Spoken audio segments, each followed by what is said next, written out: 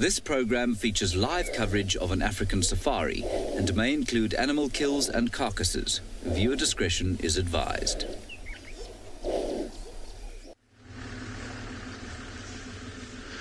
Good morning, everybody, and welcome to a very crisp winter morning here in the African wilderness. We're all out and about and hoping to find you some interesting sights today on this live safari.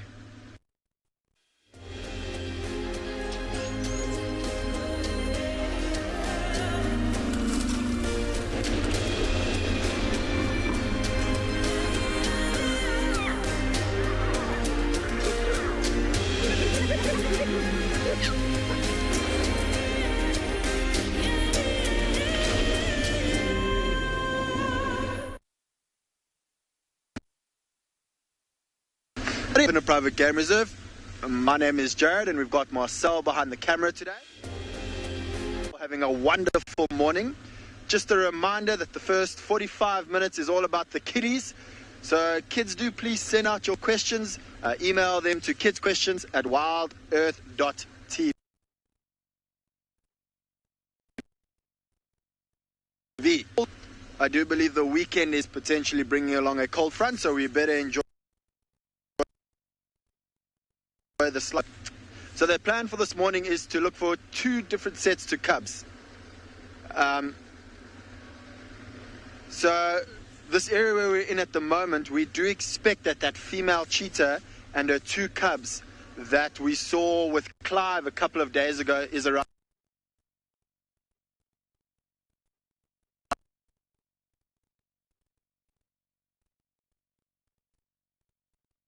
here. Area pics of a lioness and 5 cubs, so of about 3 months old. So we're hoping for a morning of lots of little babies, everyone. So let's hope that works out for us. I'm very excited. I hope you're all excited. But for now, I think I'm going to carry on. I'm going to head straight to that open area that I was mentioning to you, and I'm hoping to see if I can find this cheetah.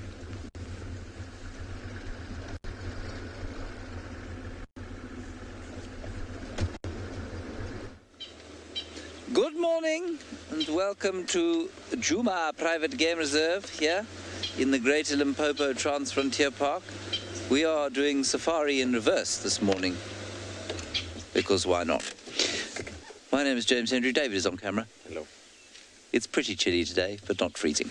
We've stopped over here because there are some francolins alarm calling at something. There are also some magpie shrikes alarm calling at something.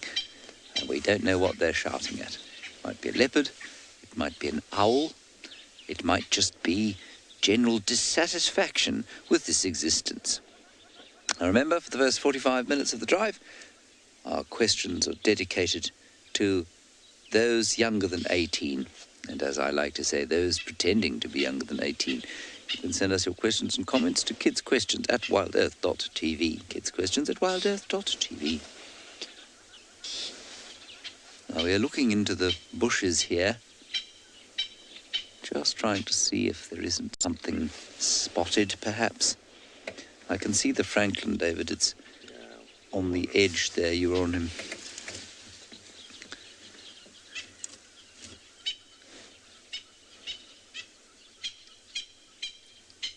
Quite a few of them. A covey of francolins, or spurfowls in this case. Natal spurfowls.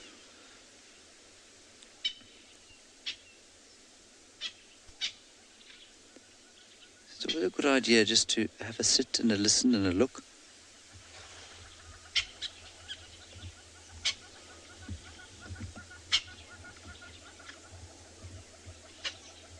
So I don't see anything that might be causing the consternation in these spurfowls.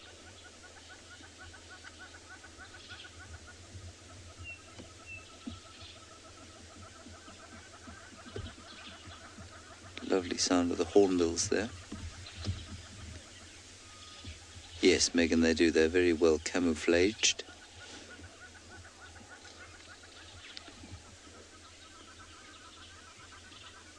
All of the ground birds have Very good camouflage, for without it, they would surely be devoured much more frequently than they are.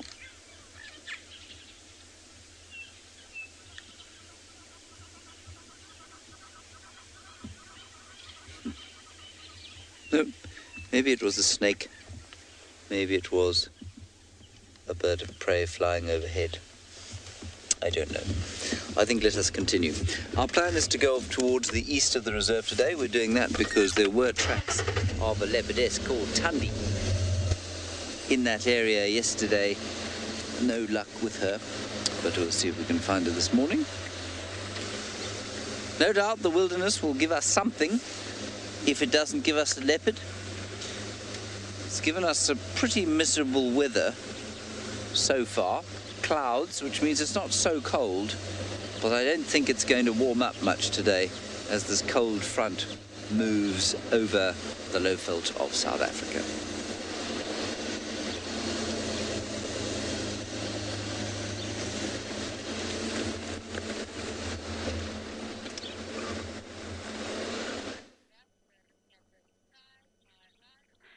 Good morning, good morning. Welcome to a very overcast, cloudy, but not so chilly Djuma Game Reserve. It's only 12 degrees Celsius and 54 degrees Fahrenheit.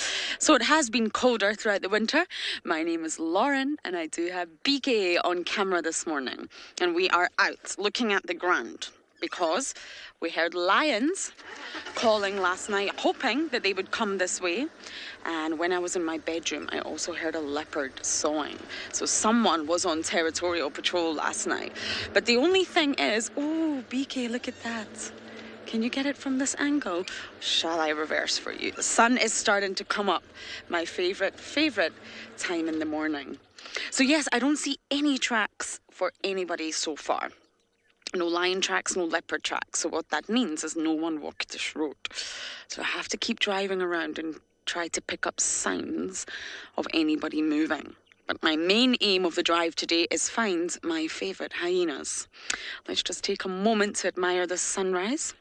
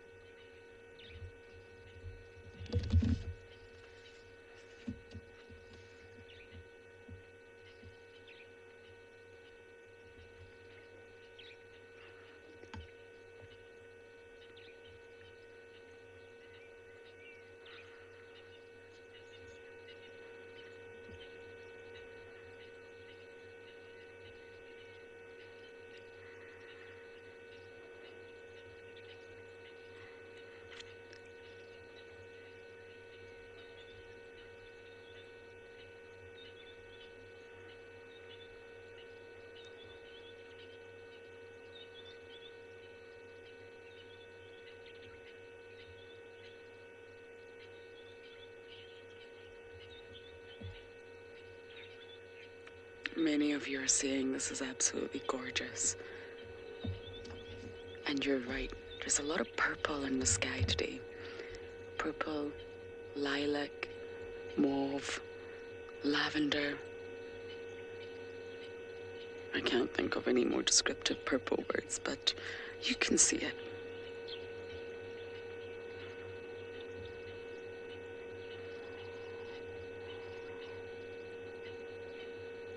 Good morning, everyone. This is Mtsingadang Mobile.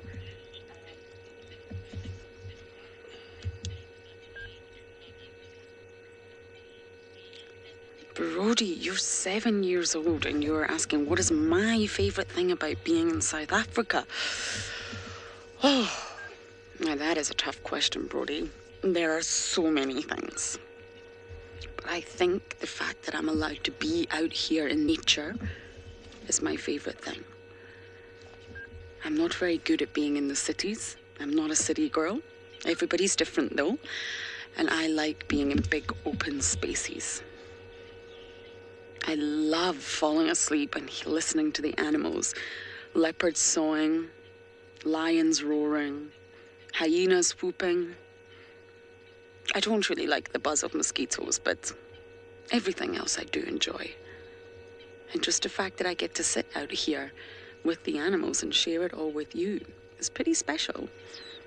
We're in a world that's highly digital. Phones, iPads, apps, computers. We're able to connect with one another from all around the world, and I think that's really special. I can talk to you from this driver's seat, and you could be in any country, from Russia, Antarctica, South America. Doesn't matter where you are, you can join me on this safari. Look at this. Hopefully the sun's got his hat on today. It'll warm us up.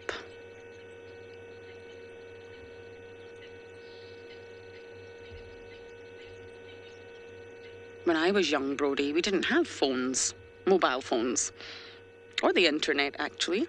I remember when the internet first arrived, everybody was baffled. Can you believe that? Yes, that's how old I am.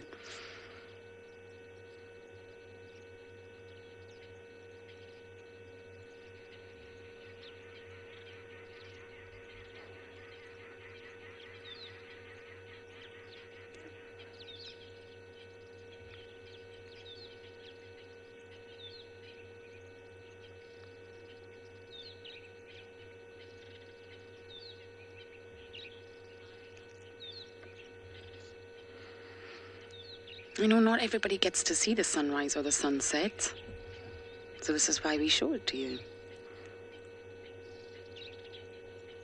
Get to watch it with us.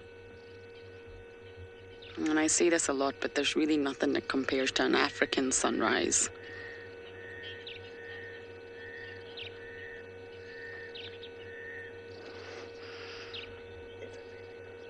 I didn't get the name, but some of you are commenting. It's amazing how fast the sun comes up, isn't it? You've got to be there at the right time to catch it. Same with the sunset. It's always so much faster than you think. And then it's gone and you're plunged into darkness.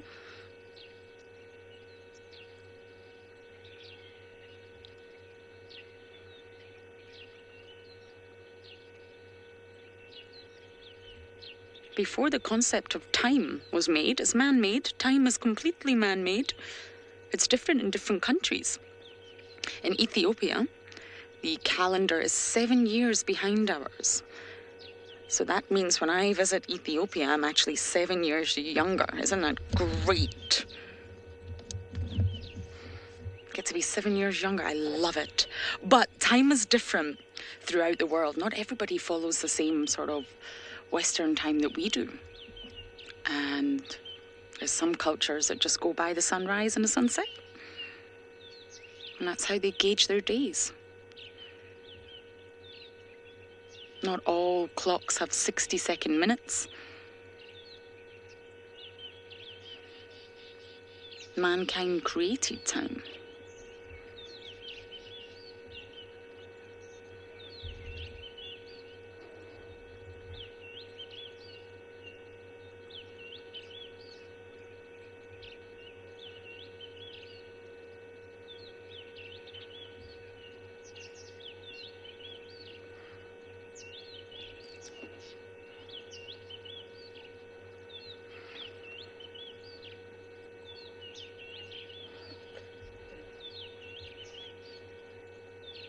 Lisa, you're saying, wow, yes, I'm actually reading a fantastic book about time.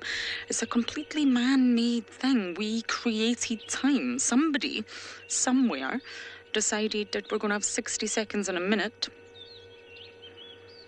And that's how we would operate our days, 24 hours in a day. But it's not like that throughout the world. And Ethiopia have their completely own calendar that runs very, very different from ours. They have their own time. So when you land in Ethiopia, it's bizarre to try and get used to their time because it's unfamiliar. But the fact that you get to be 7 years younger is just ideal to me. Your wrinkles disappear and all of a sudden you're youthful again. No, Lisa, I'm only joking. That's not quite the same. My wrinkles are still here, but it is 7 years behind their calendar. It's really, really interesting, the history of time. If any of you are looking for something to read up on, I suggest you try it.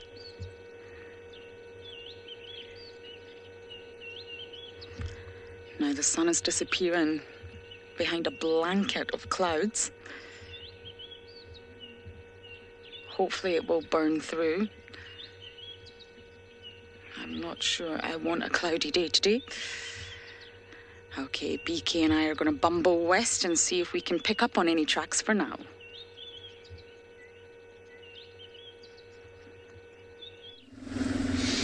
Good morning, everyone, and welcome to And Beyond Ngalo with me, Rowan, and Odie behind the camera.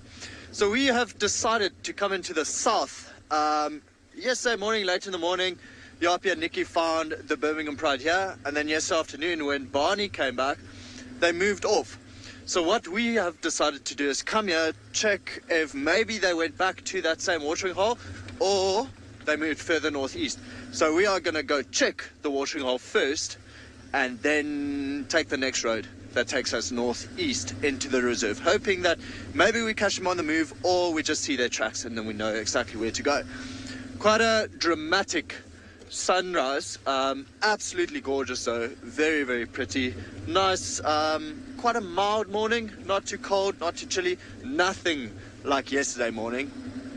Yesterday was just, we were frozen, but every now and then you can feel a bit of a drizzle, strangely enough, like these are rain clouds.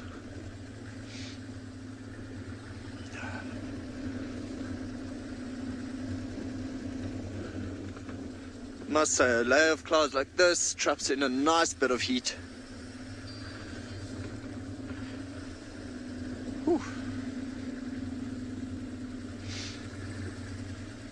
So just up ahead, probably another, I don't know, about 400 meters or so, we'd get to the water.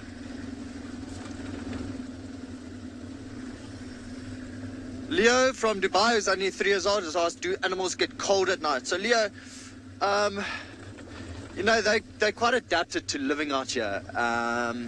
So with the Birmingham Pride, I'll use this as an example. They've got 2 little cubs with them, and I can imagine they get cold at night. But what they'll do is they'll actually snuggle up with their mom, and this will keep them warm. Let's use this impala as an example, Odie. So you can actually see on this male impala, the back of, well, his back, the ridge looks a little bit rough, you know, darker color.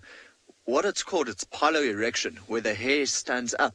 It actually traps a layer of heat between the tip of the hair and the body. It's like, Leo, if you've ever had goosebumps, basically the same thing that happens to you. So, you know, they're quite adapted to keeping themselves warm. You can see a little bachelor herd of impala all year. You can see on all of them, the backs are a little bit darker. So the colder it is, the more the hair stands up. And then as it warms up during the day, the backs are going to actually look smoother and a little bit lighter. It's like rubbing a carpet the wrong way, then it looks rough, and then the other way, it will look smooth. So let's carry on to this watering hole, see if there's anything here. Fingers crossed the Birmingham Prize here. If not, I'm pretty sure we would be able to track them down. How's that for a dramatic sunset or sunrise? Oh, it's pretty, eh?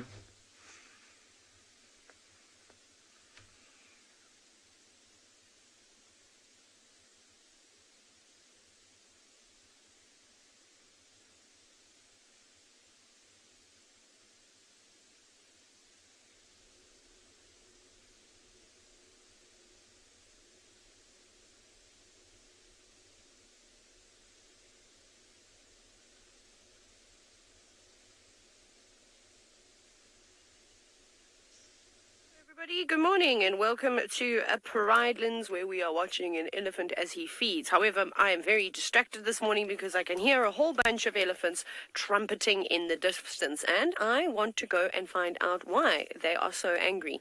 My name is Taylor McCurdy, and on camera with me is Gat, and it's been raining and it's cloudy and it's been miserable. So I'm drinking tea this morning in my lovely little takeaway flask. Thank you, Emma. But we'll watch this elephant for about 30 seconds longer before I race on off to the big open plains where we left the herd of elephants we spent most of the afternoon with yesterday. And it sounds like they are very, very upset. And I don't know why they would be upset, but I'd like to go and find out. Hey, big boy.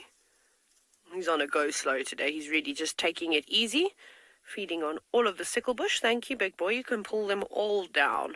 We're not a huge fan of sicklebush because it is an encroaching species and it takes over a lot of these open areas and it pollutes the soil, and it doesn't allow for much grass and other trees to sort of to grow around it.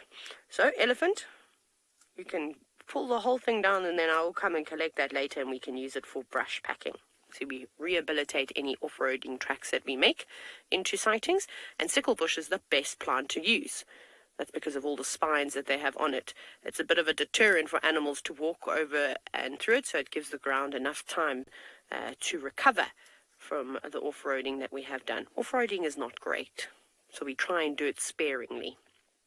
Unlike the elephants just go where they like and they make a very nice little pathway through the bush that lots of other animals will use. So I think the impala and zebra and animals like that are very thankful for elephants and hippos. They make the greatest pathways off of the roads that we have already created. So thank you, elephant. That can't be too tasty, that breakfast of just bark. He's just eating the bark today. On the stems, some crunchy bits. There we go. You can hear the trumpeting in the distance. Okay, we're going, Kat. We have to go. There's been too much trumpeting for too long. I cannot resist the urging to not go and find out what is happening. It will take us a little bit of time to get there. Maybe not too long. Okay, we're going to race as fast as we can down this road, which is not very quickly. Head on back towards the west, and while we do that, I'm going to send you back across to the east where James is sitting driving around.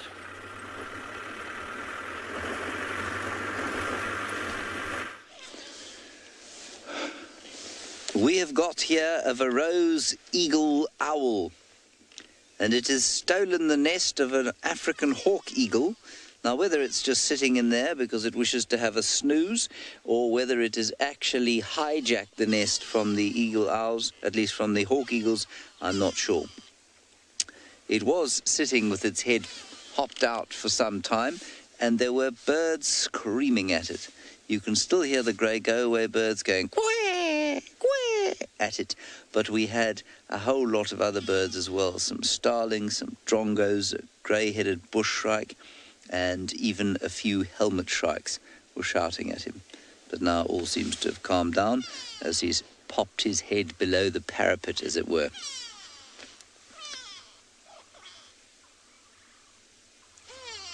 So this is the biggest owl species that we get here, by some margin.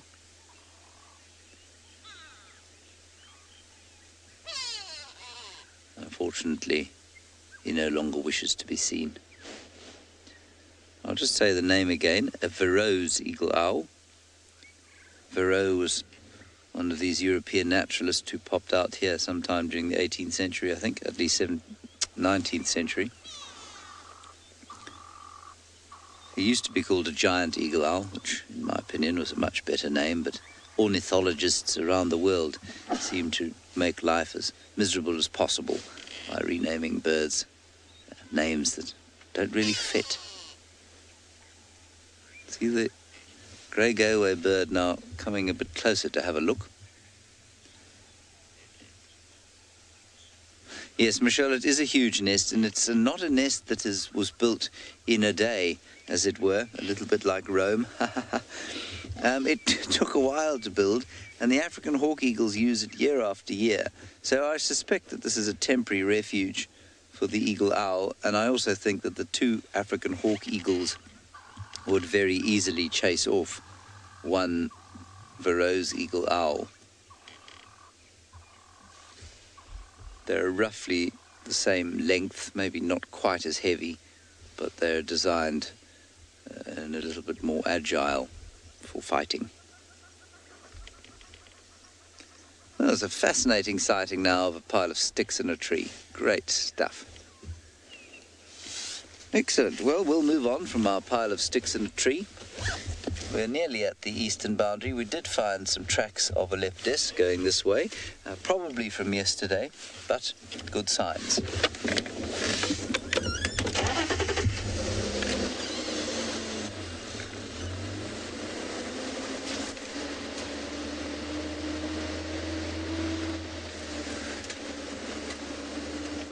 It worked out for us. We did come to the watering hole and boom, voila, here's the Birmingham Pride. You can see there's one of the cubs checking Dad out. Oh, he's jumping on Dad. That's brave. Look at that. Bite his tail. So that's the one rice male. The other rice male is right in front of him. So we've got the entire Birmingham Pride here, except for the young male. Both the cubs are here, and then this one walking up now towards the white lioness that's playing with the cub. Odie, if you can zoom in on that, that's quite cute. It looks like she's got a new injury to her eye. Oh. Wow, that doesn't look too great. What could have happened is they probably fought over a carcass and someone could have swatted her in her eye. As you can see, it looks quite sore and pinkish. Oh. Now, I think there is an eye. I think it's just the pink swollen over it. That's what it looks like. We'll see what happens in the next couple of weeks. So, of course, I think a lot of you are now asking the question if we're going to get a vet in and we're going to euthanize. Well, we're going to help this lion, and of course we cannot do that because it's a natural occurrence. It's nothing that we did to her as humans. It's what the pride did to her. So we let nature take its course. This little cubby going to investigate her, and then the white lioness sneaking up on the cub, always wanting to play. It's actually amazing to see how much these cubs have grown already. Oh, you can actually hear her. Just moaning. So how they get right in there just to play with the other youngsters. Amazing to see. That little male, I think he's the one approaching now, coming to help his sister. Looks like the hair is growing back on his tail. So that's going well. So much activity going on here. So if I look through the binoculars at that eye, it does look like the eye is still there. It's just, I think it might just be swollen over it. I don't think the eye is missing at all. So the reason why they're all moving now is some of the females are starting to walk away.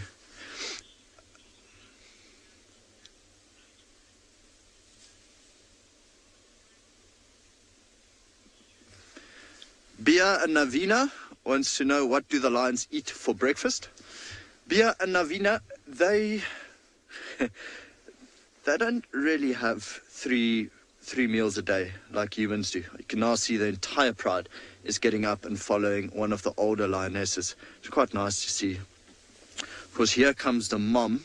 This is the one closest to us, the mom of the two cubs. She's got a few new scars on her. So Bia and Navina, you know, it's not like they have breakfast. Oopsie. They're playing a little bit too hard. I just had to stop to hear that sound.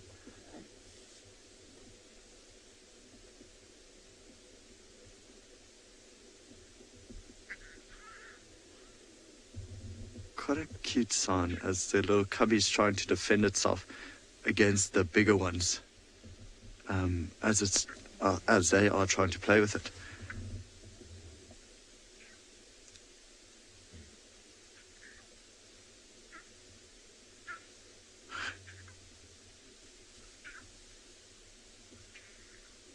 Oh, I think these cubs are going to grow up to be so tough.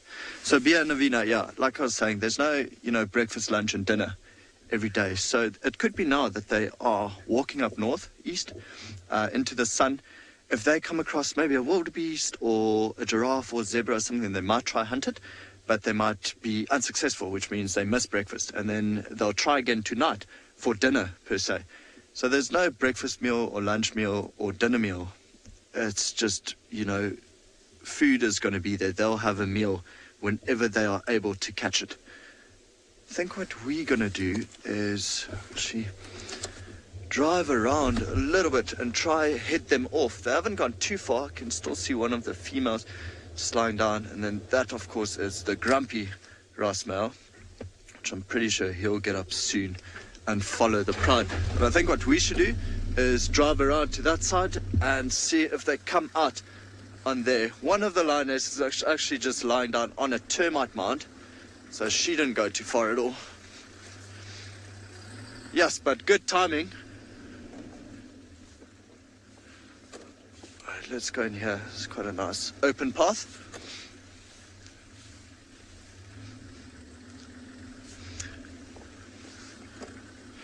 Nice for us that they were out in the open like that when we just came around the corner. As you can see here, we've got one of the lionesses just lying down.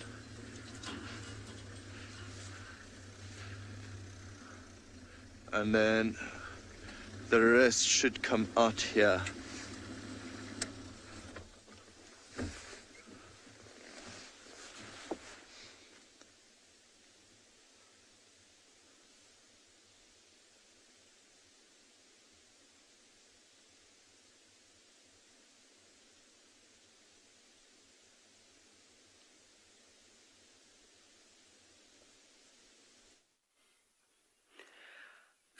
What a surprise, we found more elephants. I don't know if these are the ones that were trumpeting, because the big bulls are just happily feeding.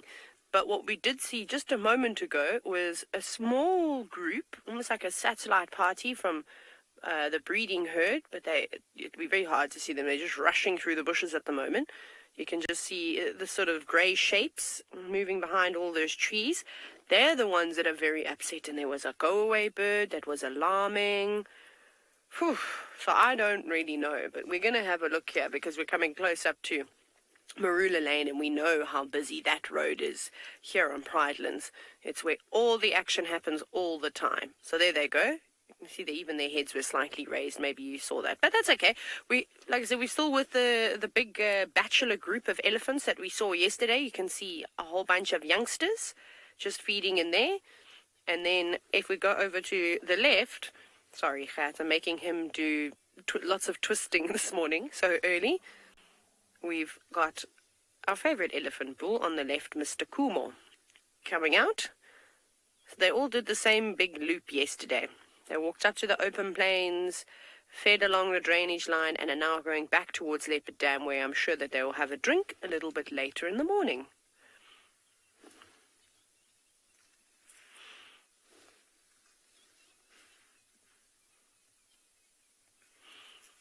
But it's all very calm with these boys. They have not been upset by anything by the looks of it.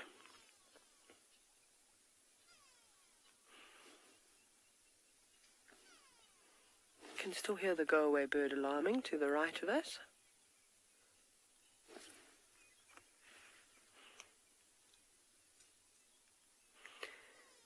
Anna Marie, I think you're quite right. Pridelands is indeed a elephant wonderland. I think there's not been one day where we haven't showed you elephants. There is always one or two or three herds, and if we can't find the big families of elephants, there's definitely a bull lingering around. I think it's just because there's so much nice vegetation to eat that hasn't been eaten for years and years, because remember, this property was fenced off from the other reserves, and only the last 3 years where the fences dropped to open up onto the greater Kruger East ecosystem. And also we've got 2 permanent water holes here. Well, they don't get pumped or anything like that. They fill up on their own, but they tend to hold water for a long time. I think what we might see as we move later on into the year, and as the water does start to dry up and it becomes a little bit unfavorable, remember elephants do like to drink the cleanest of water, I think that the elephants will move further east to the Motlobetsi River system that's just in Kwenga. It's not too far away from here, but it's a nice big sandy river, and I think that the elephants will do a lot of drinking of water from that area. When I have gone to explore that side, fortunately we don't have signal in a lot of the places. I did see some big diggings where elephants have dug wells into the sand, probably from the previous years. I don't think the river flows very much. I don't know if it has flown for years. Maybe if there's an exceptional amount of rain, it will flow for a couple of days or a week. But you can see all the bulls just moving around now. Lucretia, who's just 5 years old, do you want to know what elephants like to eat? Elephants have to eat lots of different things.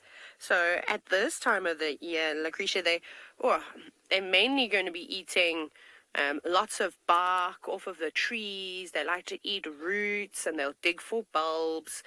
The grass is not very tasty at the moment, but they're still eating some of it. And then they're also feeding on the leaves on some of the trees. But they'll eat fruit when it's around. So they eat all vegetable matter. So they like to just eat plants, but they need to eat lots of it. And an elephant must eat 5% of its body weight every single day. And in winter, I think it's very difficult for elephants to be able to get all the nutrients that they need. So sometimes what we do see is that they can get a little bit thin. But I don't think that will happen this year. But when we had some really bad droughts in 2015, 16, and 17, sure, it was very sad because there was nothing left. There was no grass very early in the year. There was no water around. The trees had lost all their leaves. It was very tough for all of the animals. But luckily for elephants is that they can move long distances in order to try and find food. They are very good at walking.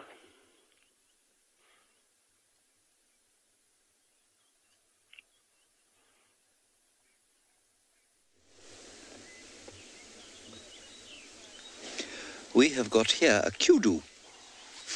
And this kudu is, well, just taking a gentle morning stroll. There are, in fact, 2 kudus. And we're on our eastern boundary, seeing if we can find some leopard tracks. We did find one, but it was going next door, which is where these kudus are standing. So what we're doing now is engaging in what's known as visual trespassing. We're looking on to another reserve. I'm joking, we are allowed to do that. So there's a group of kudu cows. And they're just finding some bits of greenery to eat. It's all very peaceful.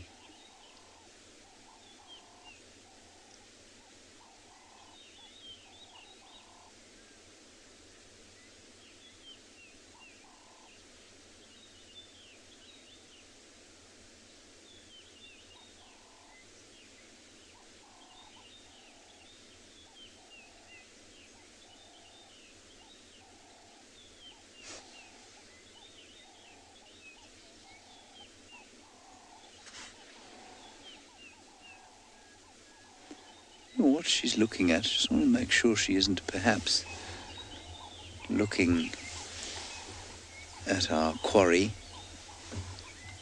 which is of course Tundi. Now people will tell you that they can see an antelope looking startled or looking nervous. I always find it very difficult to understand that unless they're actually alarm calling, because they have no ability to change their facial expressions. So the face, the only thing they can change is where they face their ears.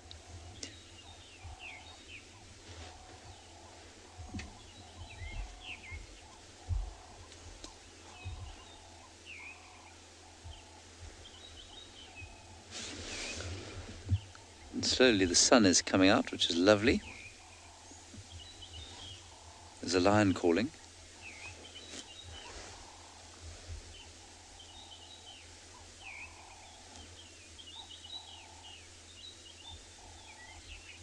Sounds like Treehouse Dam area. There's a lion calling.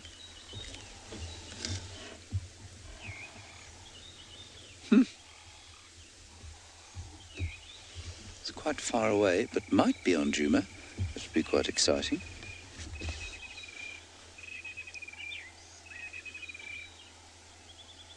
Let me call Lauren, see where she is.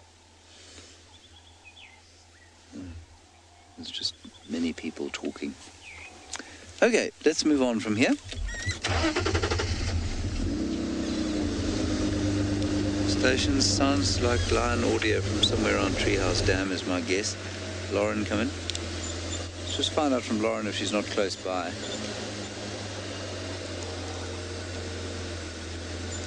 No, I can't get her on the radio. Anyway, maybe there's a lion. That'd be very nice. I'm not sure I'd recognize a lion.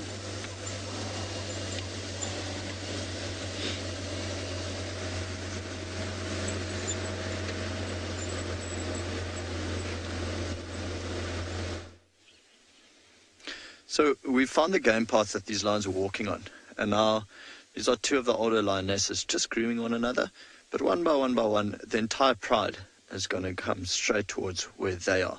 So one lioness has already walked past us, the Rasma is lying down in front of us. But I mean, the light we have on these animals right now is just absolutely gorgeous. Those eyes.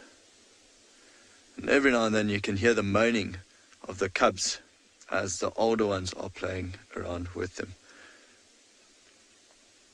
Yeah, they all come on this path. So the cubs trying to run away from the older cubs.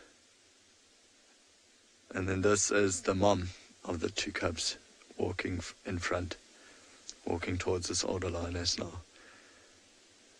So eventually this whole pride is going to come straight to where we are. The little white lioness coming out the bush now. She's so lovely to listen to. And you just zoom out quick and you can see the entire pride here coming, you know, to groom each other, just to share that love again. Big yawn. This is one of the big lionesses, one of the older females. She's over 14 now.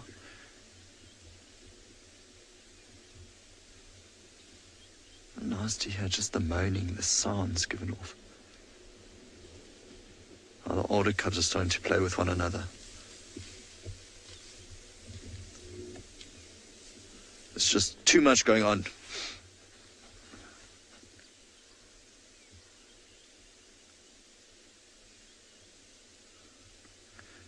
Both the cubs are now approaching the mom. Actually, no. Mom's already moved past.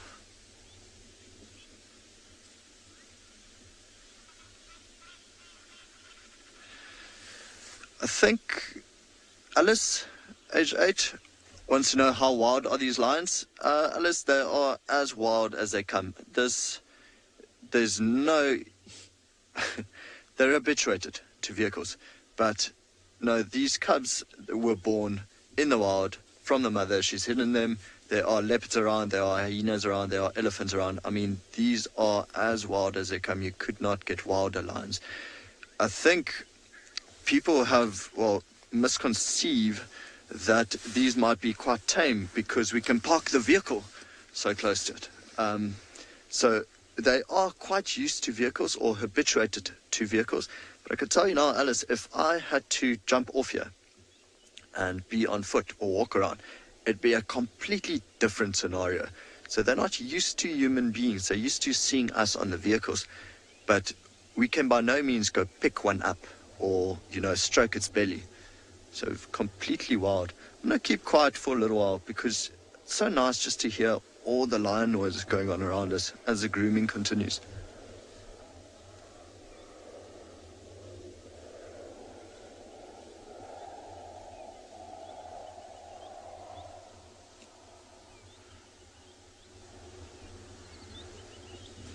It's a majestic sight, eh? The Raspa walking through the long grass like that.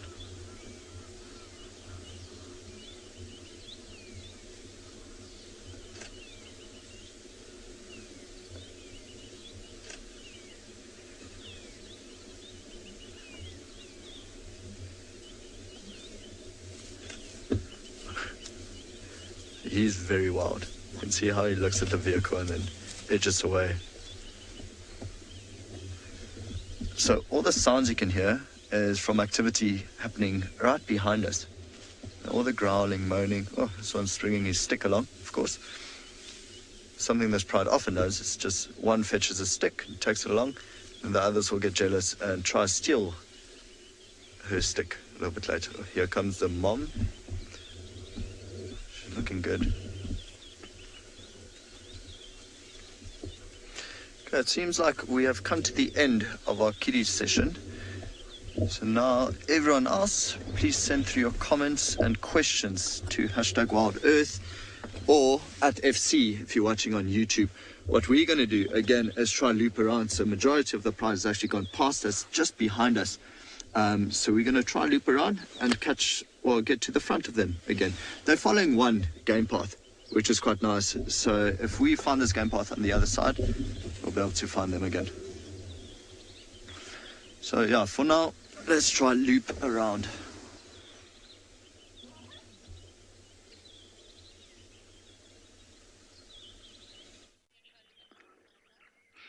We actually have buffalo to our left and elephants to our right. Neither are happy to see one another. The elephants have gone into the thicket though, so we don't have a visual, but we have buffalo. And I have a funny... Oh my goodness me. I have a funny feeling it's the same herd that I had yesterday. Now, there's lions on this property. I know there is. We heard them last night. Or we heard one. I'm not sure if it's one lion, one male lion on its own, or if it's a pride. But I heard them, or it. And there's buffalo here. So that could make sense.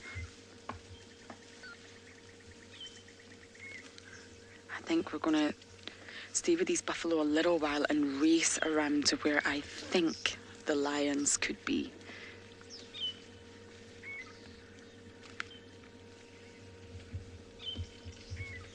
I often think the animals must be relieved when morning comes around. The sun warms them up, it's light, they can see. There must be a sense of relief there, I think.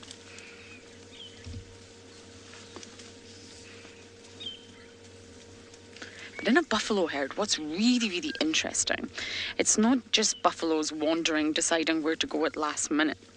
The actual movements of the herd are determined by specific individuals, and they're called pathfinders. So they're not necessarily the dominant ones, they're not necessarily the dominant bull of the herd, but they act as leaders.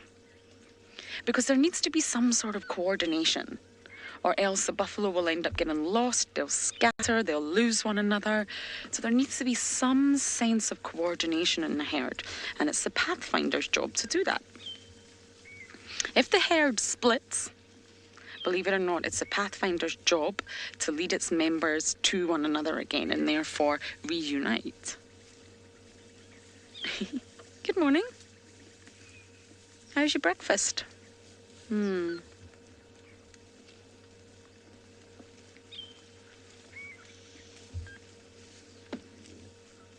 There's the youngsters. Yes, I think this is the same herd.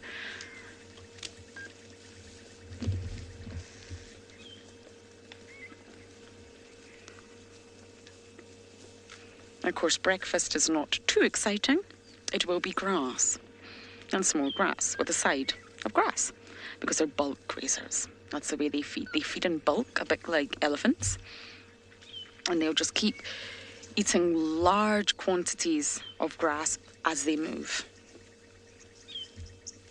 Oh, the fork-tailed drongos are out. And the oxpeckers. Everybody's awake. You see up here, BK, there's the fork-tailed drongo. Just up here watching. Up here. I call them the spies or the eyes of the bush. They're everywhere. Always watching. I did a bushwalk once where the fork-tailed drongo followed us the whole way.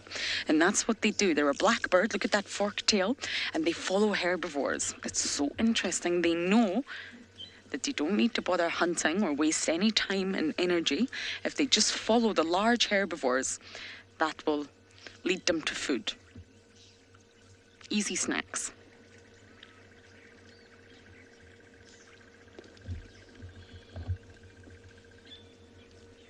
And I guess it's easy snacks for the oxpeckers too, getting all those ticks.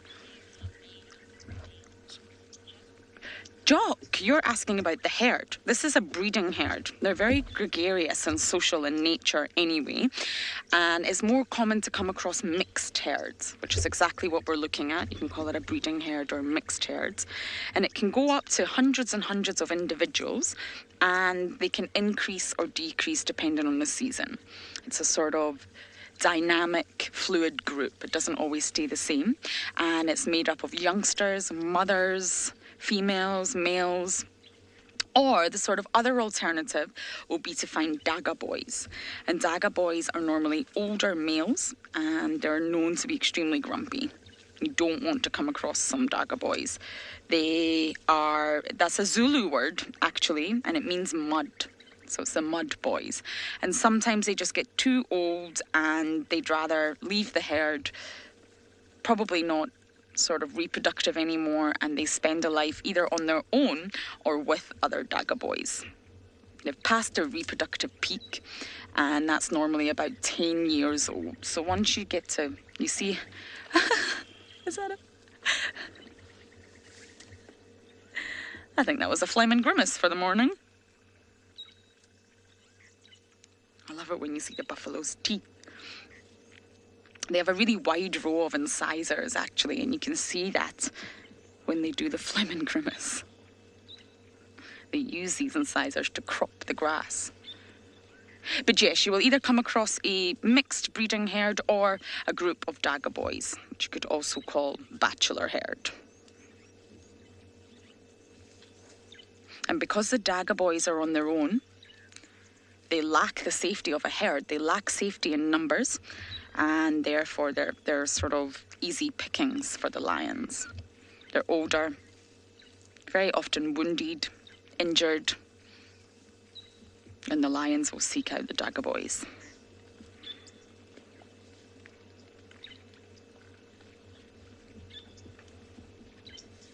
Because they're older, you tend to find Daga boys around water holes where the vegetation is softer. And Bessie, you're asking, where do oxpeckers go at night time? They rest in trees. Now, they follow the herbivores. It's not just buffalo. You'll find oxpeckers on giraffes, rhino, antelopes, all the way down to the smallest antelope you normally find oxpeckers on is impala. And they are, of course, a medium-sized antelope.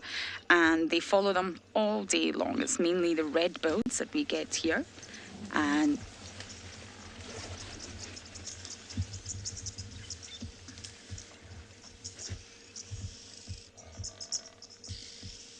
I think that was just a little scuffle. A scuffle between males, most likely. And yes, they will follow the ungulates, and they will rest in the trees at night time.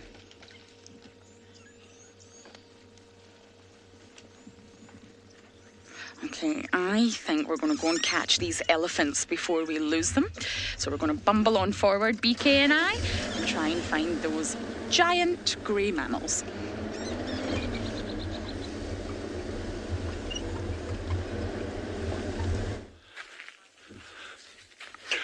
Good morning, everyone, again from another absolutely superlative morning out here at Tswalu Kalahari. Look at this, hey? It is just incredible. It's going to be a beautiful day today.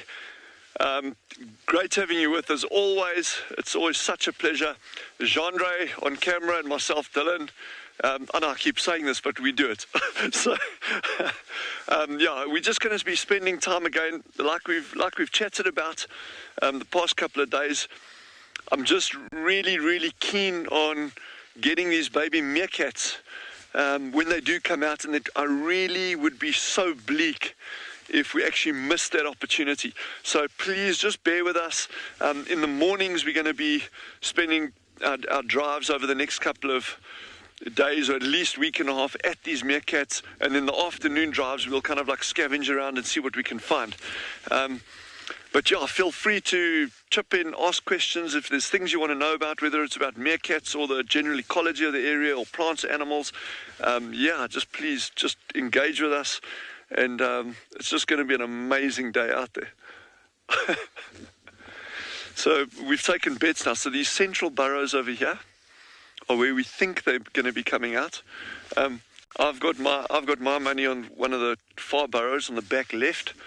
Jandro is going to choose. I don't know what his one's going to be.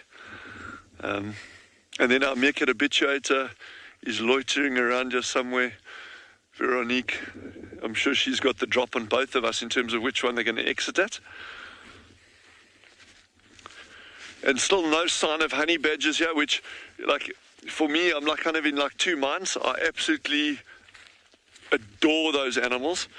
But I'm very pleased that we're not seeing any kind of sign at these meerkat burrows, because the last time they decided to make an appearance, the end result wasn't great for the meerkats. So I'm quite pleased that we, at this particular burrow system, that we're not seeing any active sign of honey badgers. But I'm not going to object if we do. What we are seeing every morning is lots of porcupine activity still. And that's going to be something very, very special that I've got on the cards for us to see. I still really want to show everyone porcupine in daylight. They are pretty much, in terms of their foraging behavior, they are strictly nocturnal. That's one of the species that is. But they often come out in this cooler weather in the late afternoons, and they sun themselves at the entrances of the burrows. But they're quite shy animals, so we'll have to be as sneaky as a weasel to try see a porcupine out in daylight.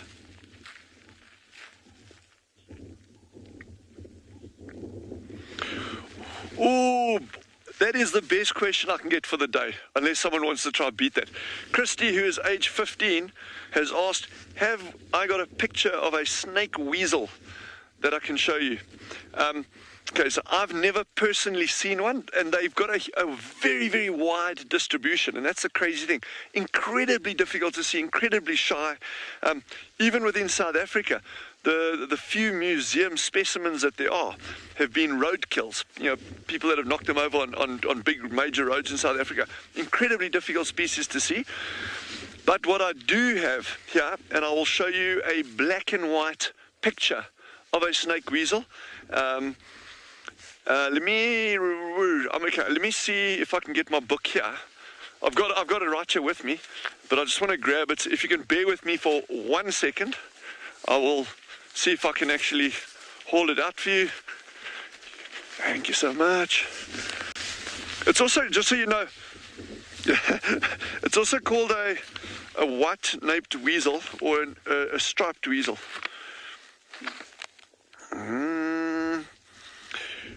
White-naped weasel, 425, I think, if I can do my numbers correctly. So there we go. This is not a great, unfortunately it's about the best picture I have here, but that's, and it says that's a yawning striped-naped weasel showing its wide gape. They've got an unusually wide gape, just out into. In other words, the gape is how wide it can open its mouth, and that is one of its designs that enables it to actually grab little rodents underground, that it can get a latch onto them. The other crazy thing about this animal is that if it can get its head and shoulders into a burrow, it can actually then turn around in that burrow. That's how incredibly flexible this animal is, and its spine. Sorry, I know these pictures are tiny in that, so Jandro's doing a good job there. But look at its distribution, right up into a massive part of Africa. So and even this book is now, this is probably 15, 16 years old. I think it's been since then. But even these distribution maps will change now. But yeah, great question, Christy, who's 15, asked that. So unfortunately, one day when I'm big, I'll maybe get a picture of a snake weasel. So, like I've mentioned it before briefly in terms of common names. Common names can be very, very misleading. So snake weasel, white-naped weasel, African weasel, these are all the exact same animal. But if you talk about Pusaglagali albinuca. That is, no one is going to get that wrong in scientific circles. There we go.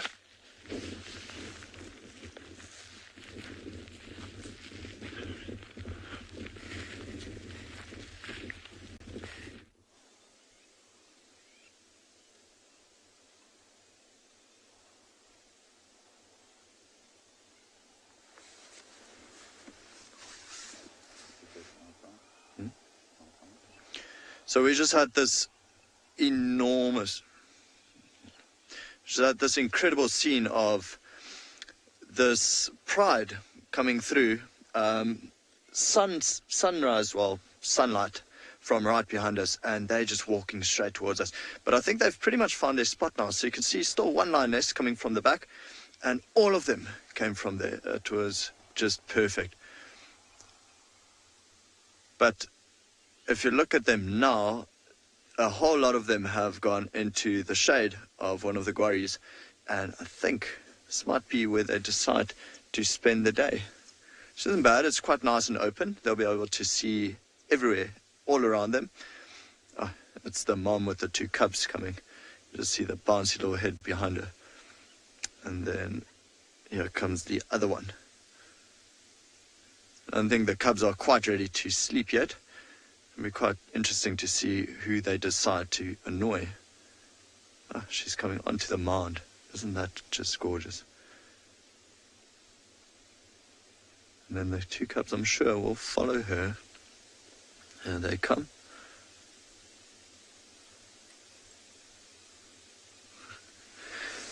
Getting braver and braver. They're not really following the exact path that Mom takes anymore. Okay, so it looks like they might annoy one of the older lionesses. Listen to her growling.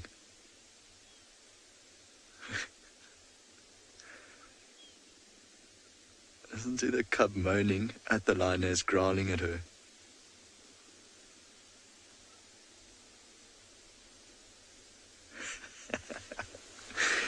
So she started growling, and it made the one cub sit down very quickly. The one at her tail. Actually, I think it's lying down on her leg. It's basically stopped right there.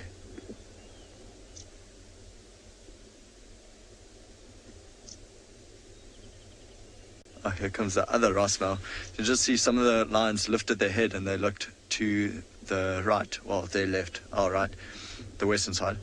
And so the other Ross now, the blonder, the paler one, is actually approaching through the grass right now. It was such a majestic scene watching them, especially wintertime, watching them move through the dried grass with, autumn colors behind them on the leaves. Really one of my favorite things to see.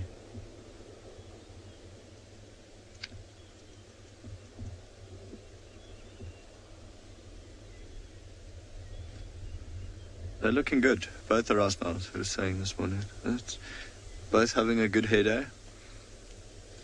Quite lovely.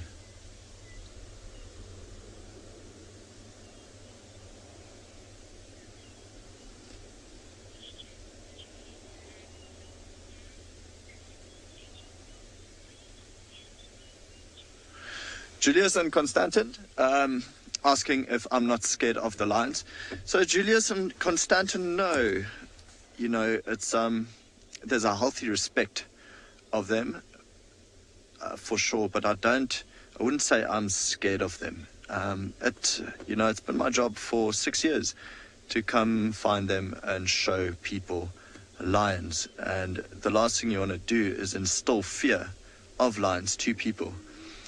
So with us, there's a very healthy respect. I mean, while we're sitting in the car, we'll never stand up. We'd never try get higher than basically the outline of the entire safari vehicle. Just because we don't want to draw attention to ourselves. We also don't want to give them something they're not used to for these lions. So they're quite used to the vehicles, and they're quite used to us moving around in the vehicles, which, it just maintains that healthy respect for us, but no fear really. Although I must say, every now and then when they walk past my side, I have no door on the driver's side. Then you might skip a breath or two. But I don't know, not really a fear, especially now during the day. I think if I had to be walking around at night, I would be scared of lions. Then of course I can't see what they can see, and I think you almost look off balance. You look like prey, Julius and Constantin. But for now, I'm not scared of the lions at all. See, that youngster in the back is playing with a stick again. Oh. Louisa, age 8, wants to know how small are lions when they are born. Louisa, don't quote me on this, but I think it's something like 300 grams or 400 grams. It's tiny, tiny, tiny. Very, very, very small. Yeah, they are very small, very helpless. They're completely naked, completely blind, no hair development yet, but very, very, very small. Which is why, Louisa, if you watched from the start when we just started finding these cubs, remember the mom was actually hiding them in a den site and very, very thick vegetation right next to the Timbavati riverbed. Or right in the Timbavati riverbed, so that they could hide away from any other animals. Even birds, they were small enough so that predatory birds would be able to pick them up. Oh, so Landeka has informed me that according to Google, they are no bigger than 1.8 kilograms. It's actually a lot heavier than I thought they would be. But still very, very, very small. And even at this age, they are tiny, especially compared to the larger ones.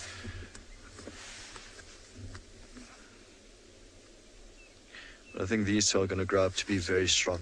Just the amount of walking and playing they've been doing, be quite nice to see.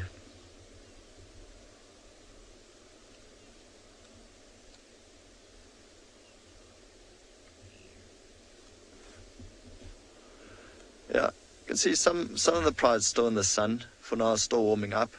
It was a lot warmer than yesterday, but I think they have literally found their sleeping spot. I think they'll spend the rest of the day here.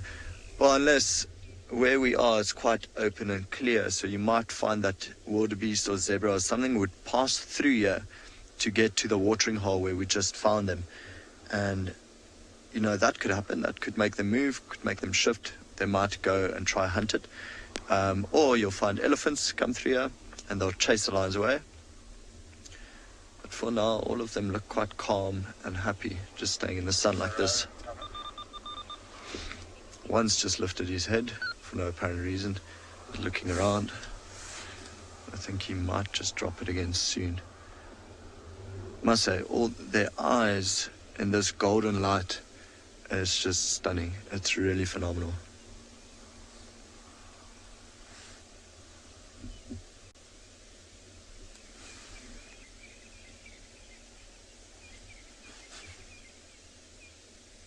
Be a nice day, a pretty day. We've got a bit of cloud cover around, so it should be a nice sunset again tonight. But wow, we were saying earlier, the timing was spot on, because they started moving about 5 minutes after we got to the watering hole. And if they moved like that, our next plan was to check the watering hole and then check the road further southeast. But they were still on the western side of the watering hole.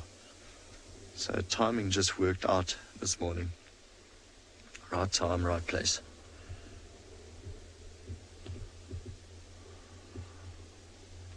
So we've been looking at this young lioness's eye, and it just looks like something has swollen over the eye. It looks a little bit injured, but I think she'll heal just perfectly fine. She's still playing a lot. She's still just as active as the rest. But yeah, it just remains to be seen what happens in the next couple of weeks.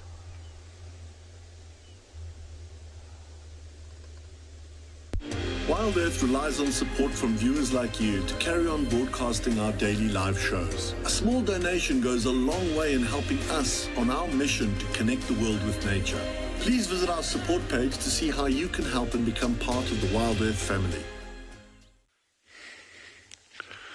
So the sun has just peeked out from behind the ridges there, and it's going to start warming up nice and quickly now, we hope. It's been a fairly chilly morning, but these meerkats, I think they're going to be out in the next 3-4 minutes at the most, I reckon. I'm hoping. And the thing is, we're taking a big chance, and I know it takes a bit of patience and sitting with us, and kind of Chandra and I are notorious for sitting and sometimes not seeing anything. But if we get them coming out, it's going to be incredibly special, and I'm just worried that if we say we take a chance, say, well, let's give it a couple of days, then we'll come back, and we miss that first appearance of those pups, yes, I will not be a happy camper. And then people are going to be like begging us to stay at these meerkats when those pups are out, because they are just adorable little things. And it's a big world out here. Eh? Lots of predators, lots of challenges that they're going to face before they get to adulthood. I'm just really keen to see how many pups she actually has. You know, if it's going to be 2, 3, 4, 5. And there's 6 in this group now, so I mean she could almost double the size of this group overnight if they all survive. So, but anyway, we're going to take up our positions over here and just sit quietly and see when they come out.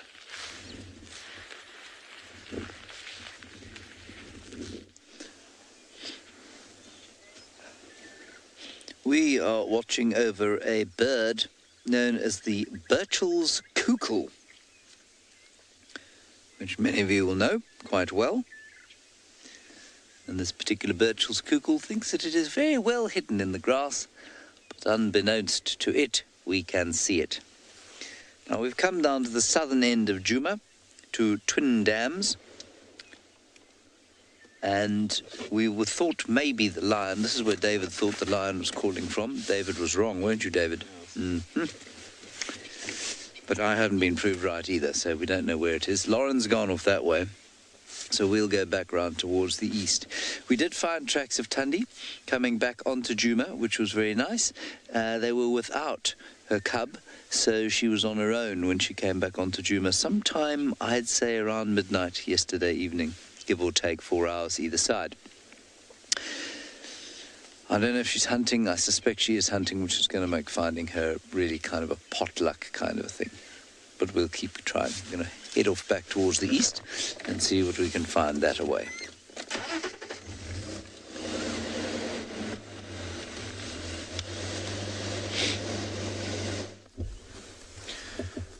Righty, so we're still with the pride. Not too much has changed, except one by one they'll start getting up and moving into the shade. So the little white lioness also getting up now, moving. Well, actually, she might go play with the youngsters. Or not. So moving past her sister. But I think one by one they'll actually go into the shade. So they have found their spot for today. She's going right on top of the termite mound. Go investigate.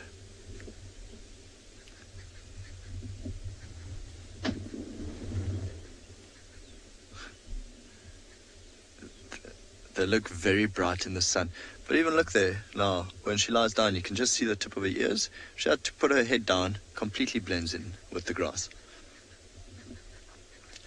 Which is what makes them so hard to find. So, I mean, we've got 17 lions here. We've got 17 lions around us. And, you know, if they were lying down in longer grass, you'd really, really, really struggle to see all 17 of them. Catherine has asked, is this an albino lion? So Catherine, no, it's a white lion. So when she was standing up, I don't know if you saw the back of her ears and the tip of her tail. You know, there's still pigmentation. There's pigmentation in her eyes as well. So there's still colouring to it. So it's known as a white lion or leucistic lion. So basically exactly the same species as the tawny lions around her. It's just a genetic variation, a recessive gene that causes her to be white.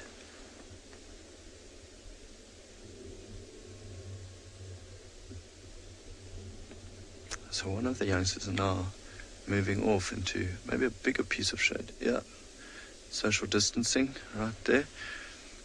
Whereas the others have picked quite a small bit of shade. I don't think they'll be moving for quite some time.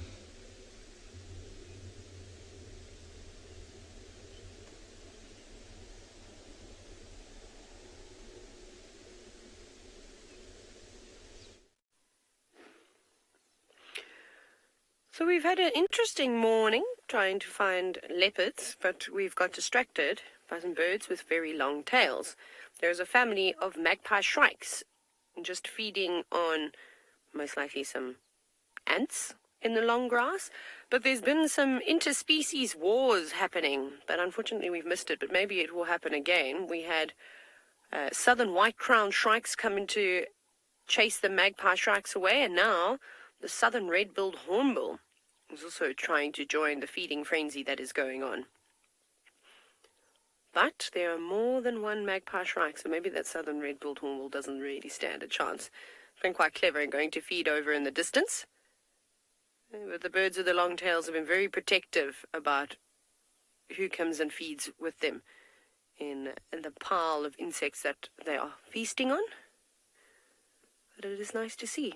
And then I wanted to tell you, last night I saw something so weird that I haven't seen before. I suppose it's not weird, but we heard these strange chirps coming up from the tops of the trees, and we know that magpie shrikes and a lot of the other birds are quite social and, live in communities together. They're just sitting, there's still one in the grass. And the next minute we looked up and there was about, between 6 and 8 southern white-crowned shrikes all huddled up right next to one another, forming a caterpillar on the branch, fast asleep, which was really cool. I didn't know that they did that. I've seen it with lots of other bird species, particularly the bee-eaters, but I hadn't seen it with them. And it's a pity that the white-crowned shrikes are not here, because they're also quite aggressive. As shrikes typically are, they've just flown up to the branch just above them. There we go, you can see them all sitting there now. There's quite a few of them. Also, a Burchell starling by the look. No, it's not. It's a red-billed buffalo weaver. There's lots and lots of birds here. But we're going to carry on looking for the leopards. We will let the birds be.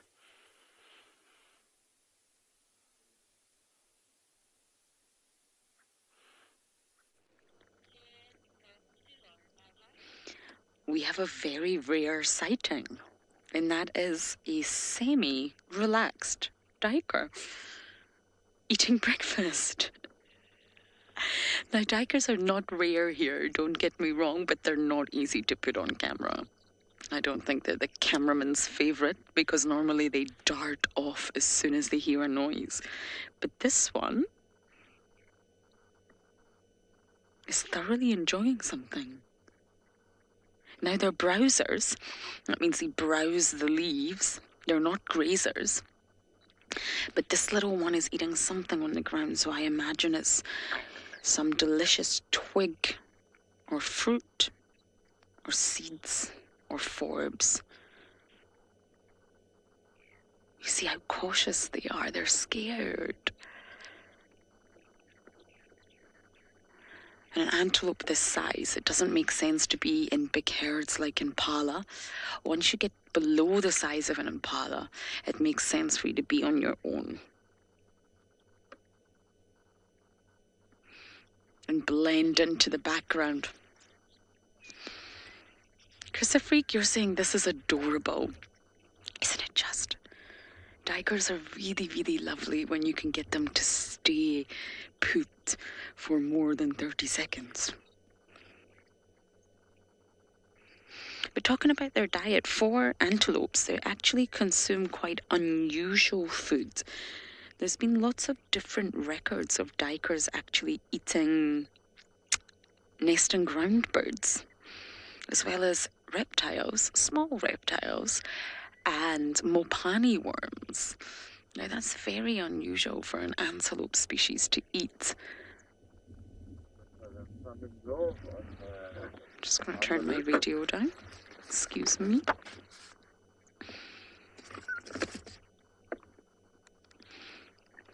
So duikers are solitary. Unless there's a lady around, a female in estrus, they are solitary. They blend perfectly into the background because not only have they got to avoid predators on the ground, be it leopard, lion, wild dog, hyena, they've got aerial predators too. Common duikers are very often snatched up by the likes of martial eagles. So they've got threats coming in all directions. We're at Treehouse Dam, almost, because James is convinced the lion audio that we heard is coming from Treehouse.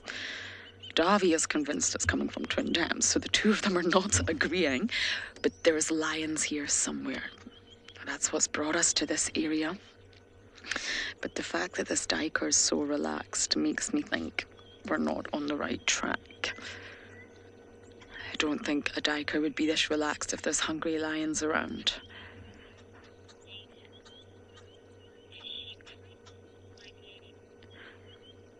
White lady, you are asking, is she pregnant?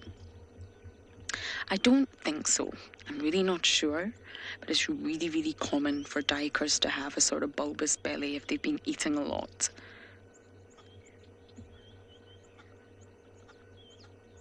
I'm going to get my binoculars out, bear with me.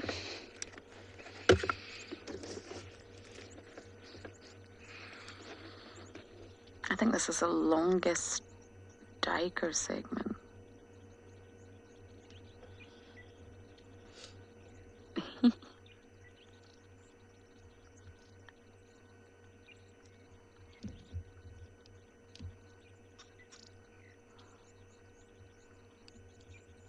I'm just looking at the horns.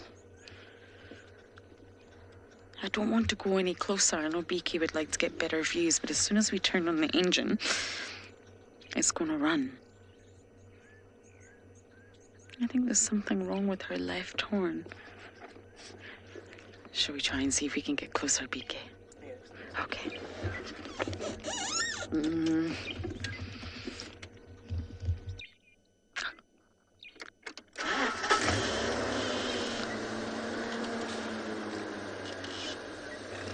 It's risky business moving the vehicle when there's a duiker around.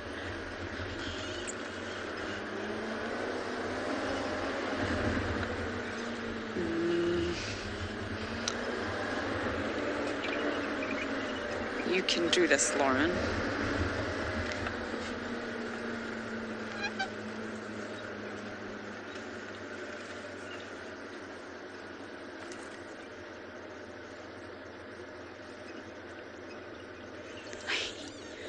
Hello.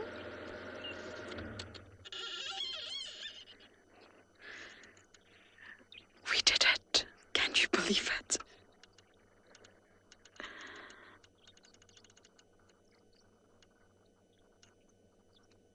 Definitely needs an award for the most relaxed duiker in town.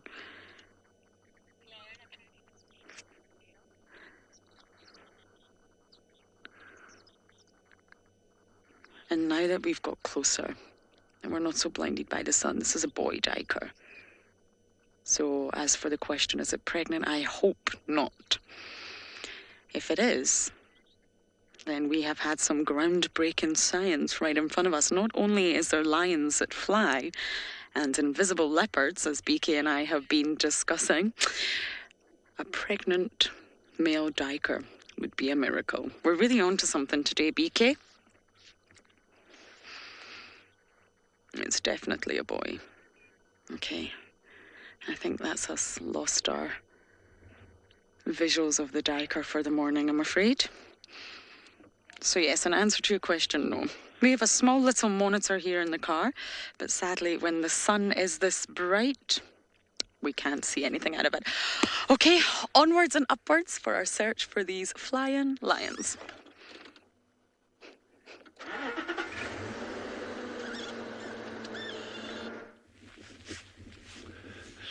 So there, they're just getting out now, just getting out of bed. First rays of light on them, on the burrows themselves. It's still quite windy this morning, same as yesterday. In fact, a little bit more than yesterday. So they are going to very likely be a bit more wary. Remember we were chatting a couple of drives back when we were sitting with the meerkats with the wind.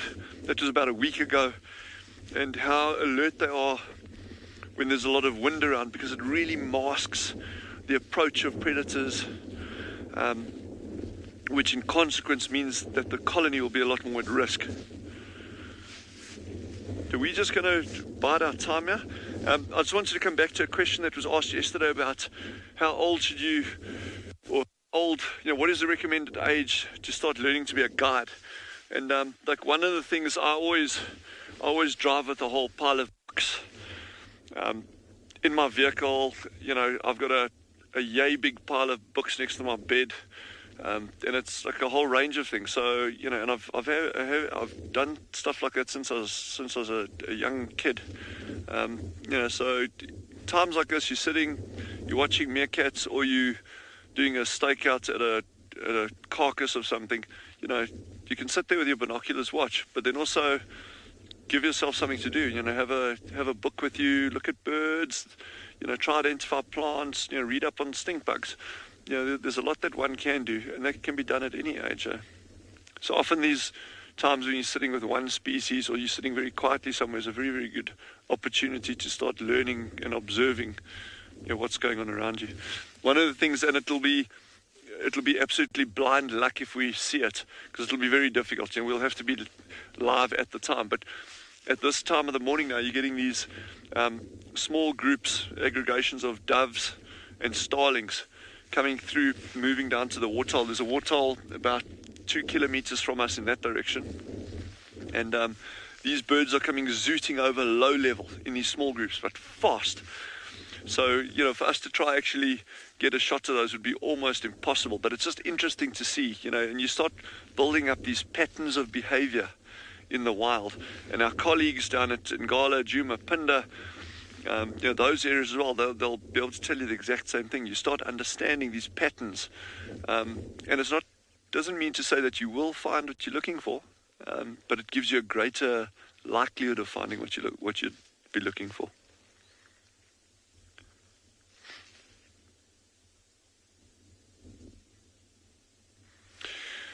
Sam, who's age 6, has just asked, how old do meerkats get? Sam, that's an interesting question, because in captivity, you can get meerkats that can get to 9, 10, 11 years old. But out here in the wild, probably 4 or 5 years would be a good innings for these little guys. I mean, they've got a lot of wear and tear. They're hunting for their own food. They're facing these ice cold conditions sometimes, scorching hot in summer. There's snakes that are after them. There's these big monitor lizards that chase them around down burrows. There's eagles that want to eat them. You can get disease, rabies potentially. And there's fighting with other meerkats. So they constantly succumb to this attrition on them. And, so the life of a meerkat out here is not easy. And very often when you go through books like this, and they give you the ages of animals, that's very often based on studies that have been done on captive animals, and which is it's not a very, very good proxy for wild populations that are living with these harsh environmental conditions. There's a little bird here, and I'll try to show you one. Jean-Dre, I don't know if you can you see that bird sitting on that tree there? Okay, well, we'll try to show you a bird just now. That we've actually recorded those birds getting to 12 years old. That's in a wild. Jean-Dre's going to try it. There's one sitting in there, but it's not an easy shot, so we'll see if we can get it. Okay, that species, that's called a white-browed sparrow weaver. Super, super, super common on Tswalu, and they make these little ball-shaped nests in colonies. Now there he goes. We've got ones like that one of our research teams has been working on them for just 12 years. And they've got birds in that population that are that age. So that's pretty impressive. So you can't just look at the size of a thing and say, well, because it's smaller, therefore it won't live as long. And because you're the size of an elephant, you're going to live longer. It's really got to. There's multiple things that come into play there. And we were talking about these spruces in Sweden that are dated at like 5,500 or 6,000 years old, and they're not big; they're small things. These bristlecone pines, I think in California, that are also dated like 3,500, 4,000 years old. I mean, they're not big trees, but their ages are absolutely staggering, to say the least.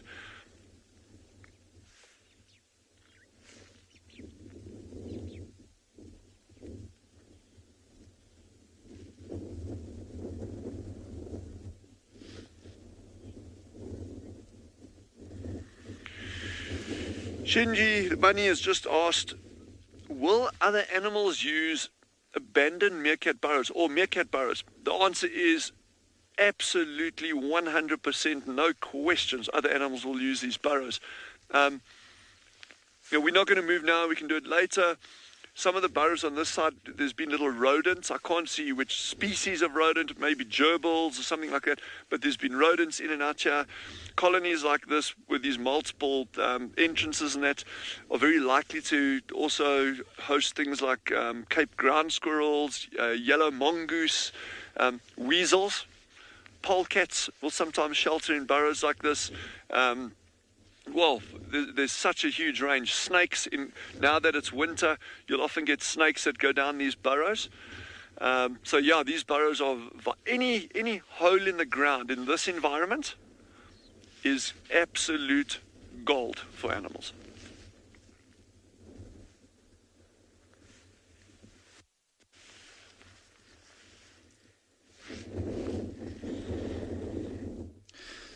Been quite interesting watching this pride move. It's like the leapfrogs. Now you've got the one cub actually eating the tree. But so where the one older youngster plonked itself down in the shade, the entire pride moved to there, and then another youngster just went a little bit further. And so after a while, the entire pride again got up and moved this way. So it's been quite interesting to see how they move. And then, of course, the cubs, the youngsters, the one eating the tree now, they don't want to sleep yet. So they're just super curious about every new spot they move to. So now it's chewing a branch. I mean, why not? Might start irritating some of the older youngsters a little bit later. I think what he might do is try pull the branch, and then by doing that, go sit on the other youngster's head. Let's see. Comes the older white male. One by one, they're just rejoining the pride.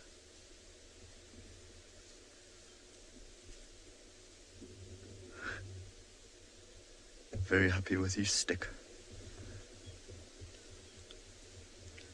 You just walk past the other cub. That's a good spot. That's more towards the middle of the bush, so it should be in the shade for longer.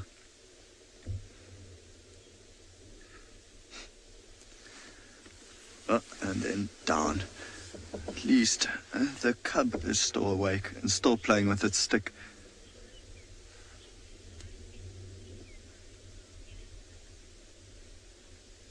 Don asking, would I say the lionesses in this pride are bigger than the others? So Don, if you mean by others, the other prides, yes. To be honest, I maintain that some of these, especially the two lead lionesses of the Birmingham Pride, are probably the two largest lionesses I have ever seen. Very, very good genes. The other two, see, it was always going to happen. Roll over and start playing with the other's head.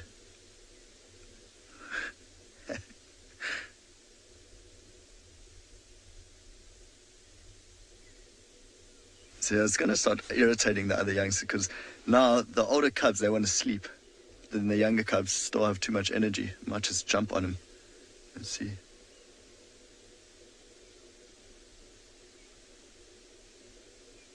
No, careful about that approach. So Don, especially the two older lionesses, they're very, very, very large. Very good genes, which is why, I must say it's actually a very pretty pride as well. Before the Birmingham Pride was territorial over the most of Van Beyond and Gala, it used to be squirrel pride, And I must say, those lionesses weren't as big. Oh, look at the other youngster being cuddled by one of the older males. So that's the little sister trying to get to her brother, and she just got gripped by one of the older young males. To move very carefully through a pride of lions. She's jealous about the stick.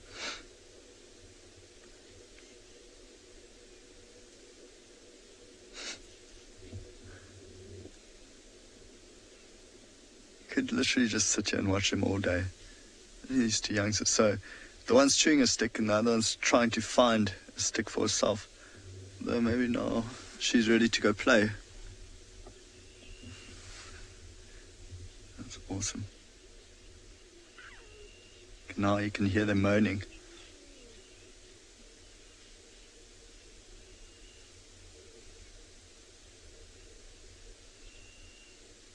Sorry, Lorna. I know Lorna made a comment, but I couldn't quite hear what Lorna was saying. But it is rather cute. You know, it's amazing watching them, hearing them, listening to them. I was saying earlier that the cubs moving through the grass. Lorna said cuteness overload. No, absolutely. I agree. With these two, you know, any baby animal, really, it's so nice how they want to explore everything. And they've just got too much energy. The older ones, as you can see here, majority of them have their heads down. They're ready to sleep. But the youngsters, not just yet. They still want to play. Luckily, there are two of them, and they can play with each other, or just any tree. But you can see the young male is now looking at us majority of the time. And now he looked away.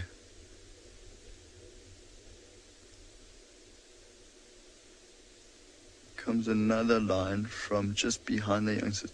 You just see movement in the grass, but you can't really see anything else. Magnificent. This is, even though we are pretty much in an open clearing, the grass is long enough for these lions to hide very, very well. So as you can imagine, good hunting ground. It's one of the, I think this is the young male of the white dot female, one of the lead lionesses. See, it's got a bit of a mane coming on already. And at such a young age. Right into the middle of the bush again. Time to sleep.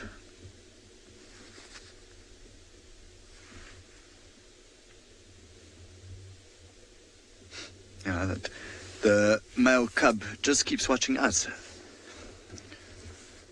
Very, very curious about this vehicle.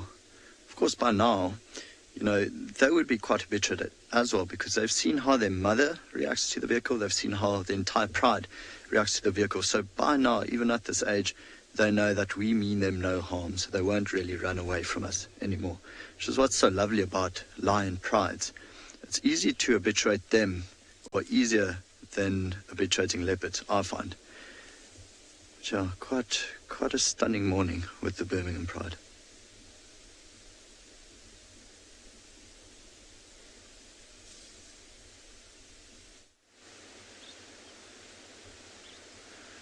Hello everybody and welcome back. As you may have noticed, you haven't seen me for a while because it has been a very quiet morning here. I even got excited when I saw a herd of impala earlier. I've basically just felt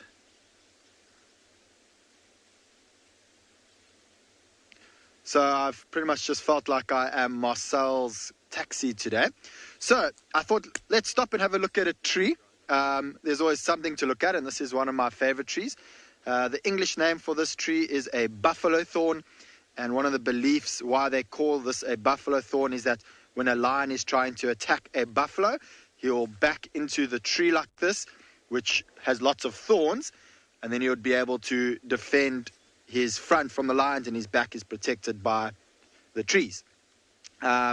Scientific name is a Ziziphus macronata, but the Afrikaans, which is one of the languages that we have here in South Africa, have a very interesting name for this tree. It's called a blinkblaar wachabiki. So blinkblaar means shiny leaf, as you can see here.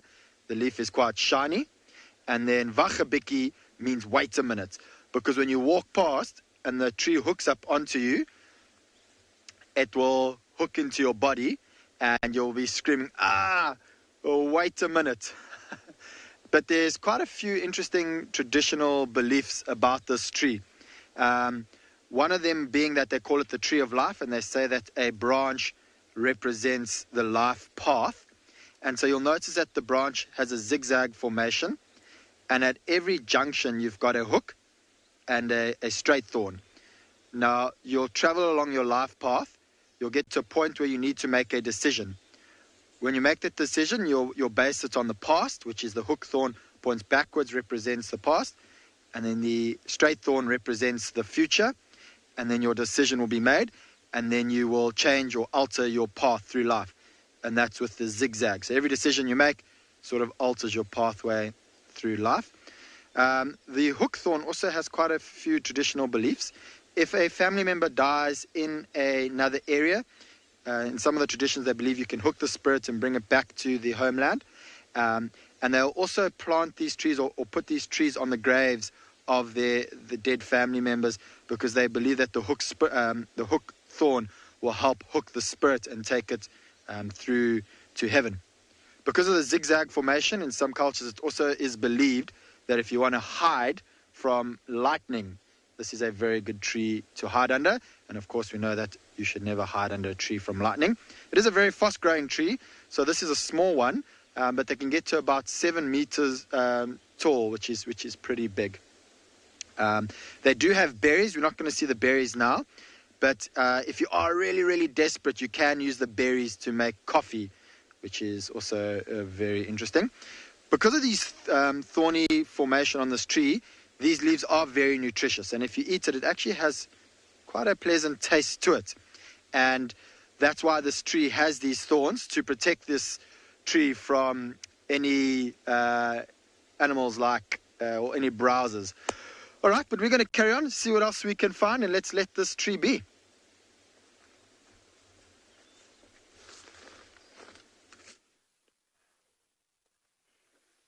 Hi everybody, sorry, I'm just having a talking to this elephant bull that's right in front of us. He is causing an enormous traffic jam. Where are the traffic police this morning? Because, no, I'm not taking your nonsense today. Sorry, you can see all the elephants have been very nervous this morning because the amount of leopards that have been here today. Sorry, I'm just shouting at elephants. Stop it now. Go away. Young elephant. I'm sorry. I know it's ridiculous, but he's causing unnecessary drama.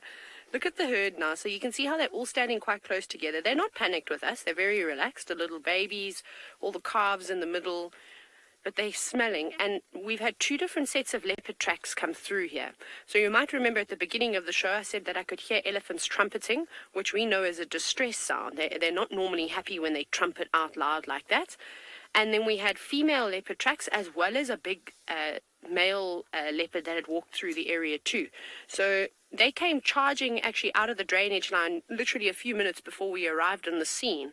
And you can see them. They're all just picking up scents, trying to figure out what's happening at the moment. But they're definitely a little bit uneasy, but not with us. And you can see some of the older elephants socializing, or some of the cows, sort of just checking in with the younger bulls. No, that bull's now becoming a bit nosy. And here comes Kumo, right at the back. You can see his huge head towering over everybody. If he's going to push through the herd, I might move back, because you're going to watch them as they spread out. Hello, boy. You can see him in there. Look how much bigger Kumo is in comparison to even the big cows on the left-hand side. Those aren't particularly big elephant cows, but they're mature. But you can see now he's just sort of standing there motionless. Also, probably all just having a chat with one another very quietly. Remember, most of elephant communication happens at a frequency so low that we can't even hear. So when we watch them standing like this, I'm sure they're having fat chats. But this is unbelievable. There are so many elephants. Like, it's crazy. Your little one's got a stick.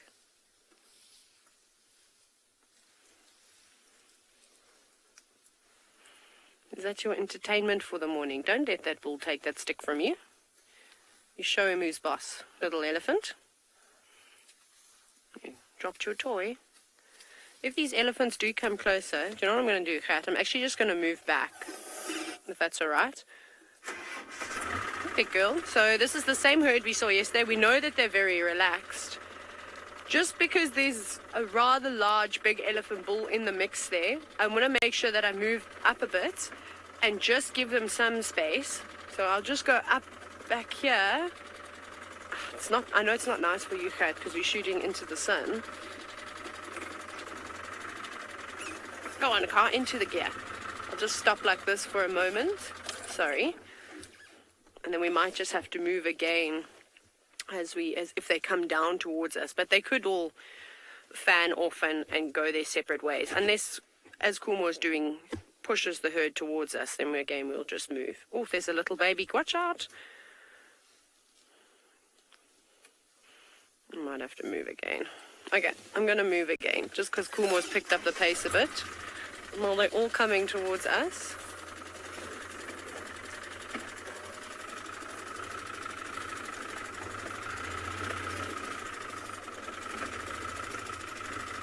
Okay. It's not going to be the greatest view now, sorry. But we're just going to give them some space. I can see all the dust that I've kicked up now as I've reversed. Now, young Emma, who's just 4 years old, wants to know, why do elephants have trunks? And is it their nose or is it their mouth? So, Emma, the trunk is an extension of the nose. So it's got two nostrils, like at the edge of the trunk, you'll see them. And it's got these two little fingertip-like structures at the end of its trunk too, which help it to pick up really small things. So that is its nose. And it has got a mouth too. So it can breathe through its nose and its mouth. But what they do with their nose, which is really cool, or their trunk... Oh, here comes Kumo. Hello, boy. No. And Kumo is in a bit of a mood this morning. He doesn't seem like his normal happy self, but he also could have just had a bit of a speed wobble. It's quite a steep slope. But just because he's interacting with a breeding herd, I think it's important that we don't test boundaries today, and we just make sure that we give him his space. You have to be super respectful of elephants, because they are the ones that, if anything is going to happen, is going to cause the most problems. So I'm just going to stop here. Again, it's not the best view, but we can still see the elephants. So let me continue there. So what cool things elephants can do with their trunks is that they can suck up water with them. They can hold quite a few liters in there. But what we're seeing at the moment is the elephants using their trunks to feed. So they'll grab bits of grass and break branches, and then put them into their mouth, and then they chew it, and then they swallow it. But look at this magnificent scene. All the dust being kicked up. It actually is quite nice, with all the dead trees, and of course Big Kumo leading the way this morning. Cool, I'm just going to move back again. He's still very relaxed, but I'd like to also try to stay in front of the herd, because it is so nice. They're marching straight towards Leopard Dam. So I'm not going to look at the camera, because I obviously need to focus on my rear view mirrors. It's funny, this is a very similar scene to when we had Ezulwini, the big tusker. He walked down exactly the same road that we're on right now and used the same pathway that Kumo has just used. So let me back us up, because we've got a nice big camera with a long lens, so we can zoom in, so we don't need to sit right on top of them. Just picking up the pace, ta-da, just so that I can stop like this. So Kumo's got a long line of bulls following him. He's coming down the road towards us. And then the rest of the herd is sort of fanned off and slowly just walking on some of the other animal pathways that they have created.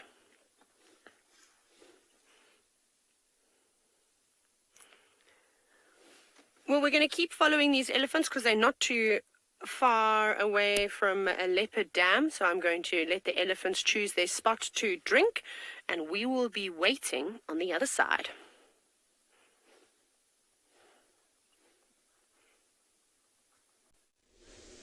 It's interesting. So they got up and moved again. and now some of them lying down. But this female, she's looking at the rest of the pride. So what happened, there was a wildebeest that moved south. So actually, well, basically to the left from where she's looking, but about 300 meters in the distance, and the wildebeest was alarm calling. So it probably smelt the lions, but there's no chance that it could have seen her.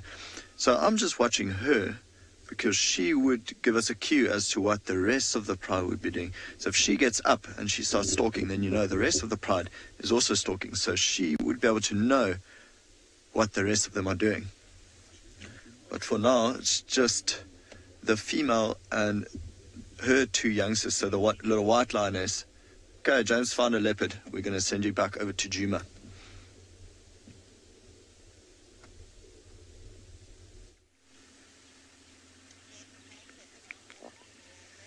I'd love to say that we found her, but we didn't.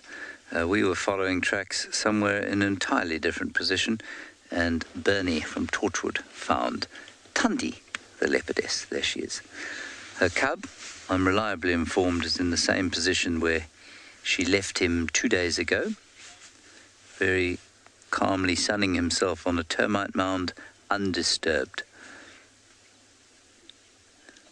But she is still on the hunt a long way from where we last saw her. So what a joy to pick her up, hey? And I think actually the tracks we were following when we heard that she'd been found were probably Tlalamba's. Tlalamba, for those of you who are new viewers, is her daughter, the last successful raising. She's going to be 3 in November. Yo, that's quite something. Is that right? Yeah, it is.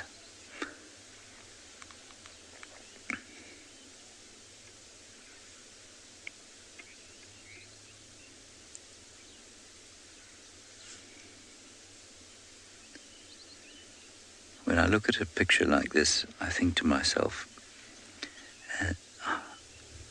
sadly, how many times I must have driven straight past a leopard.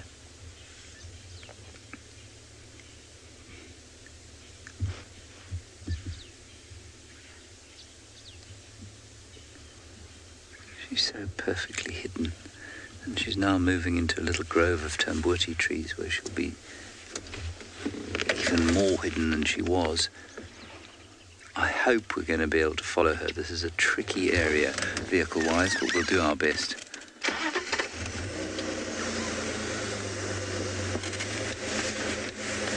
We also don't want to get too close to her and bug her.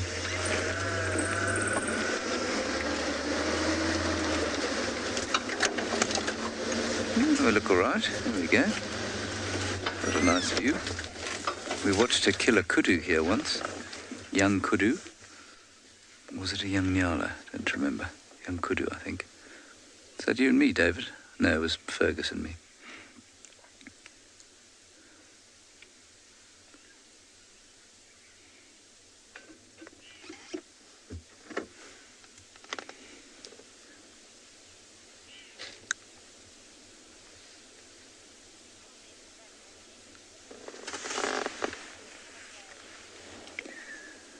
Yes, and her camouflage is quite phenomenal.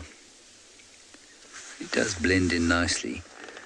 I have to say that if I was to design the ultimate camouflage clothing, it wouldn't look like that. It would look like a wild dog's coat. So why nature has blessed so many animals with this sort of design? Genets, civets, servals, leopards, cheetahs. I'm not sure. It's obviously very effective.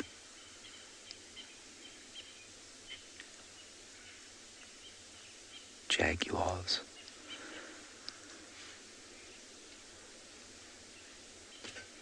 She's just getting a little bit of sun on the back of her head now.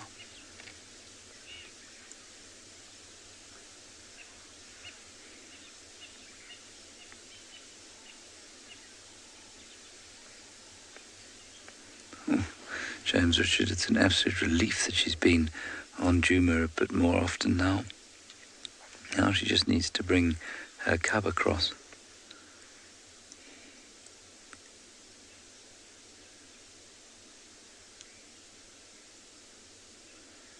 Which she will do if she's successful in the hunt here.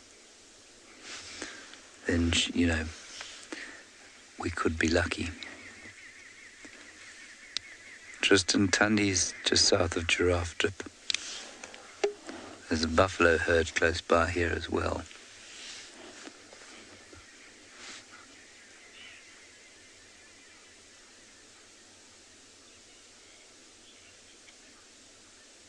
Can just hear the buffalo going.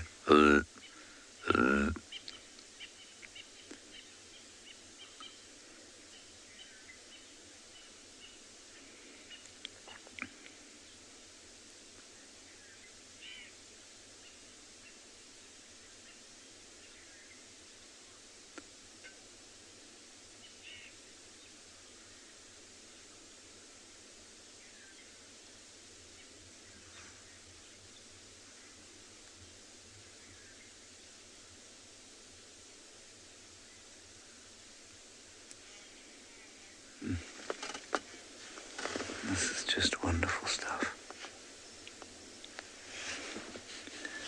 Go ahead. Sorry, I just have to get on the Game Drive radio very briefly.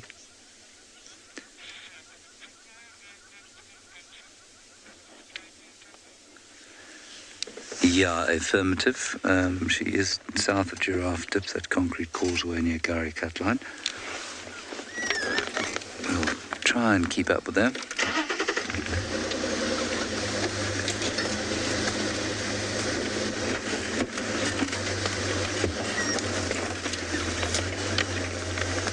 Now,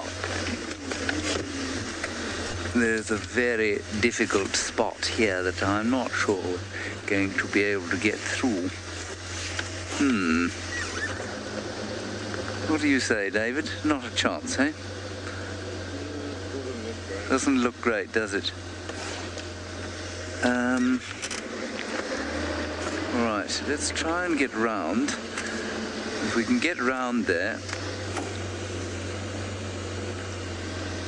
If we can try and get round there, we'll catch up.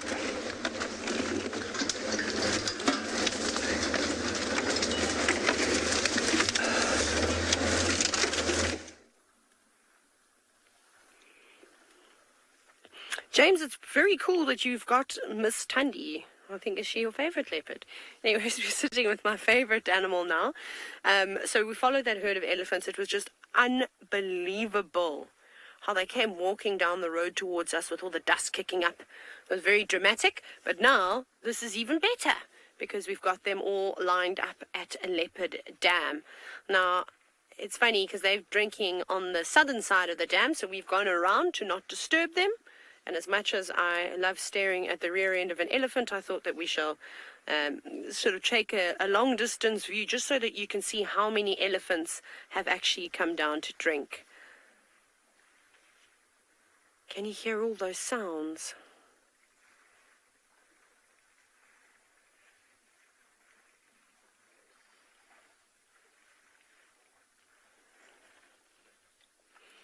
Lots of slurping going on. All very thirsty. A couple of little elephants in between the legs of the adults. You can see they're not really too phased about having a drink.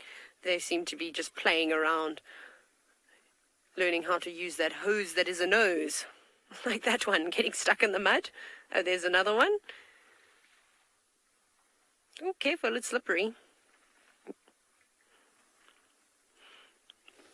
Now, Jackson, elephants actually don't worry about being clean. In fact, they prefer to be dirty. Look at that little elephant. How it's got mud everywhere. It's actually ice skating at the moment. Don't fall. Well, it would be funny if it did fall into the water. I would giggle a little bit. So elephants actually rely on staying dirty to help them keep cool and protect them from the sun. Oh, no. Oopsie daisy. Up you get. A little bit embarrassed, I'm sure, but no one reacted. So just like a child, hey? If you don't say anything, they don't cry and they don't react. They just get up and brush off their own knees and off they go again. Very funny. So what we might even see is them tossing some mud and water over themselves. So Jackson, yeah, the dirtier the elephant, the cooler that it might be, and also the dust and the mud is going to help protect it from the sun, and also any little annoying insect that might be trying to bite the elephant. So that's quite cool, hey? Sometimes I wish I could be an elephant just so that I didn't have to shower all the time. Well, if I did, I could shower and then cover myself in mud and call myself clean. I don't think any parents would really appreciate that, so don't go roll around in the mud unless you get hosed off outside before you come back in. But this is honestly the perfect scene. And I think it's really important, like, obviously yesterday afternoon we sat with the same breeding herd and we allowed them to come around us, and they were very relaxed. And I was saying to you how when you get a gut feeling, you really must stick to your guns and listen to what your gut says. And this morning it just said to me, this is not the time and place to allow the elephants to come around us. They were in such awe of Kumo, the big elephant bull. I don't know if you saw that. The whole herd was almost mesmerized by his presence. But, that can change at any moment. Something could go wrong. Kumo could react negatively in the herd, and then that would obviously have repercussions. And that's when you do not want to be sitting in the middle of a herd of elephants. So I took that moment to just back up and give them space. We knew that they were determined to come and drink water. That was their aim.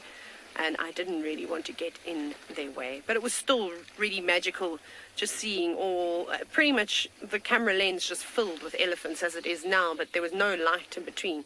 Just a few sort of rays of sun catching through the elephant's legs and then watching the little ellies push on through. But most of them already moving off, not having a long drink this morning. There's no need to, water is available so they can come back again later. Otherwise, you'll see elephants spending, a long period of time at a watering hole if it's going to be their only drink for the day. But as we've been talking about migratory movements of elephants and the matriarchs storing all that knowledge of where there's water and which dams at what time of the year, they know that within just a few kilometers they could find another water source, whether it's here on Pridelands in Baluli Game Reserve or just a stone throw away in Jajani. There's also quite a bit of water down that side too. Maybe also hear an aeroplane flying around. We're not too far away from the Hoedspruit Air Force Base, so we often have small aircrafts and jets and things going up.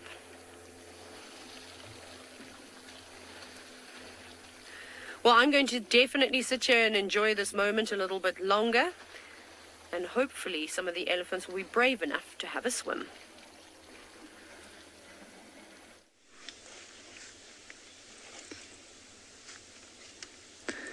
We've caught up with Tundi.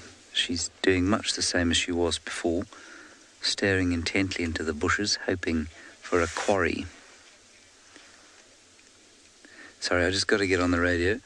There's a track heading towards the Mulwati on the western side of Giraffe Dip off Gari Cut Line. Basically just continues off Gari Cut Line. Just come down that road.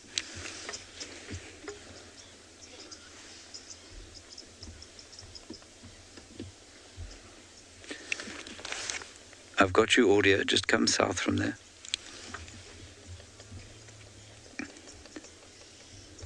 She's now looking a little bit sleepy.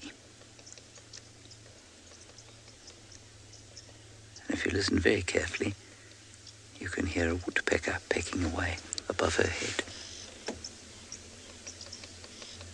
Unconcerned by the voracious predator beneath his tree.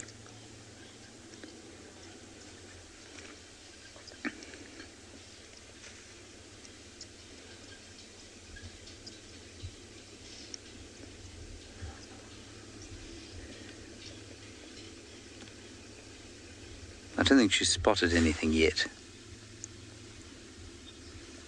Jenna, you say beautiful Tundi? Yes, indeed.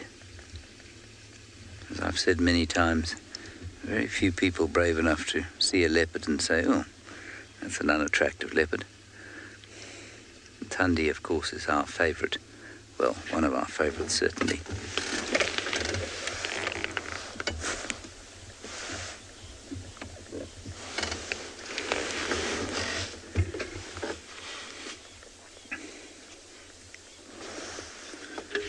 We are live, but you can approach.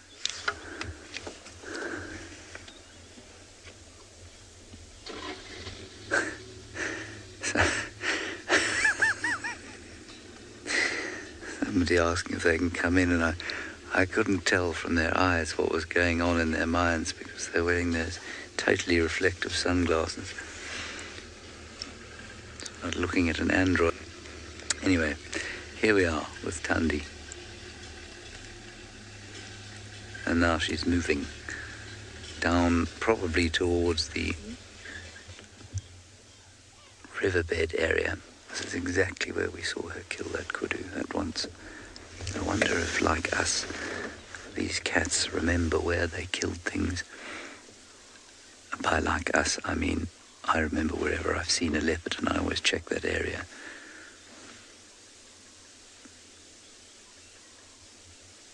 Oof. That's a wonderful example of how effectively she moves.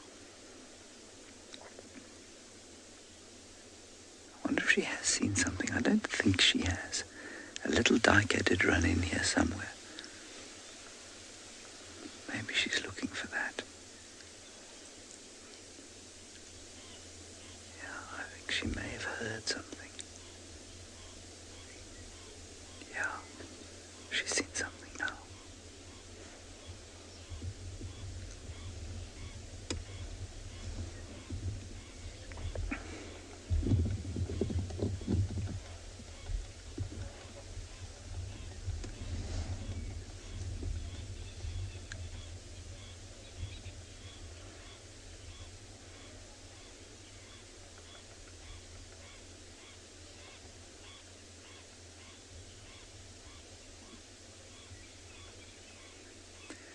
Now, the last time I was in this position with her, every time I started the car, she moved.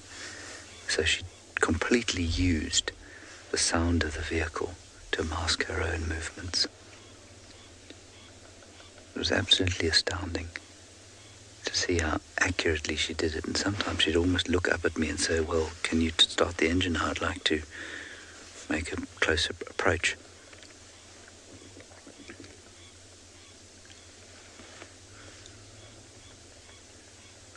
Almost like she's doing now.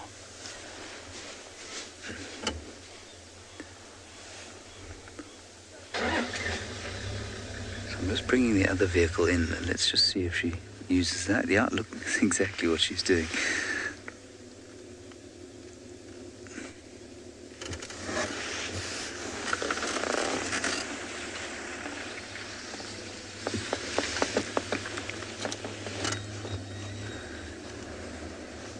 Yeah, that's exactly what she's doing.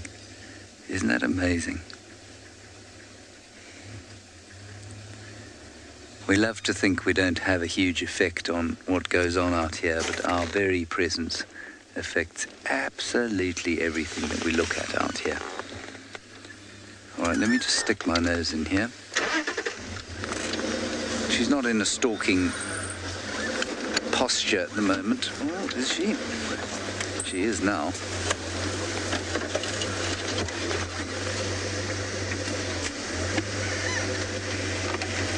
She's definitely seen something. Let me just stop here, Dov. This is very exciting. There is something in there that's not looking this way.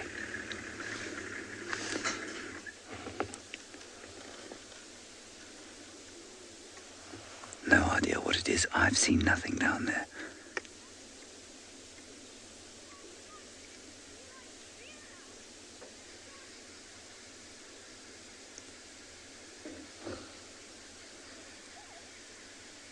Look at that.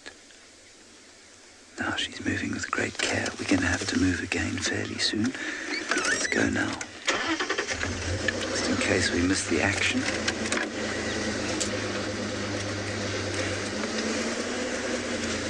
Just going up now.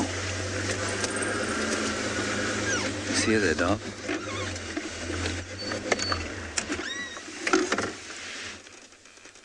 She spotted something down exactly where the kudu was the last time.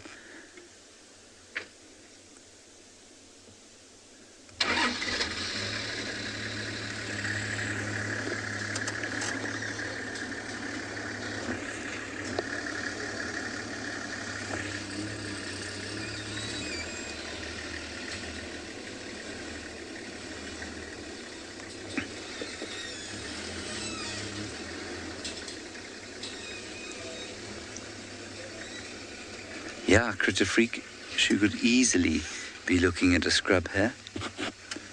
I don't know what I doubt it though. Oh, now she's been spotted by a squirrel. See how the tail came up? Gosh, they must be irritated by squirrels to the nth degree. The other vehicle's trying to get out of the sighting now, so we'll move once they've left. If she is hunting, obviously we don't want to ruin anything for her. And if it is an actual hunt going on, I hope it's something small like a duiker, because that means she'll be able to pull it up a tree and go and fetch her son to come and feed with her. If it's bigger than that, it could be stolen.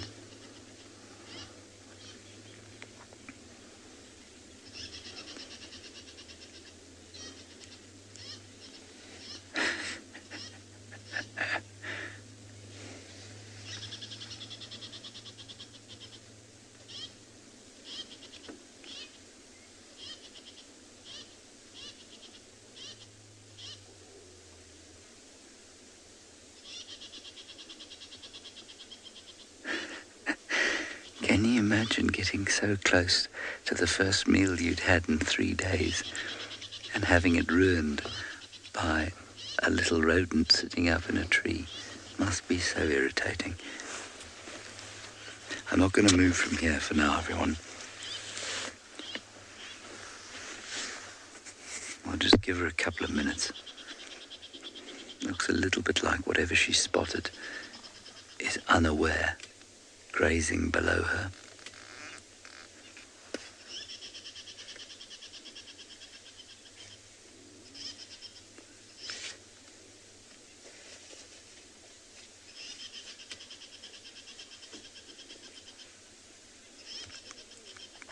Many of you complaining about the squirrel in much the same way that no doubt Tundi is in her mind.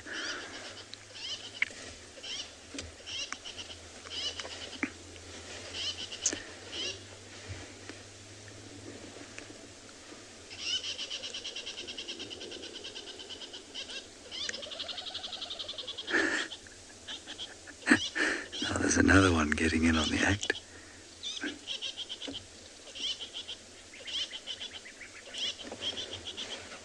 Stand completely still now.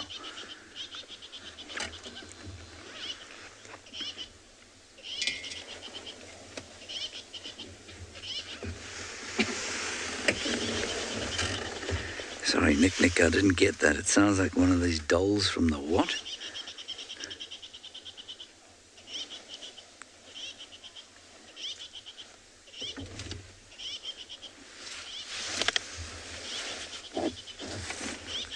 Oh, with a pull string. Okay. David is now disrobed in anticipation of a hunt.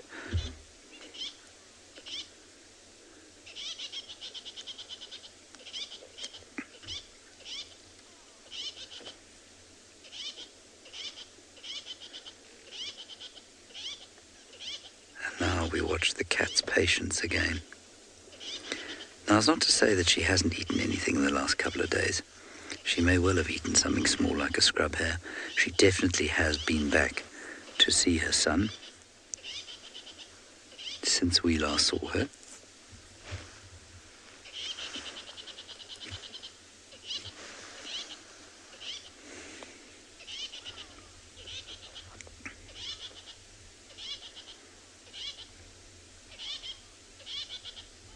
I think whatever it is has moved slightly. And we're going to lie down. Or are we? No? We're stalking now. No, we're going to lie down. I'm just going to shift slightly forward. Now we'll get a nice view.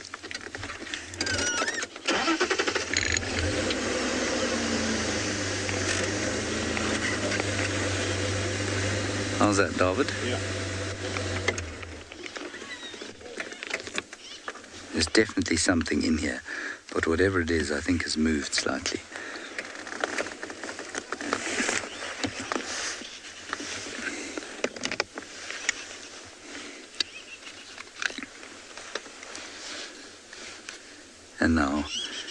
time for a pleasant snooze in the sun.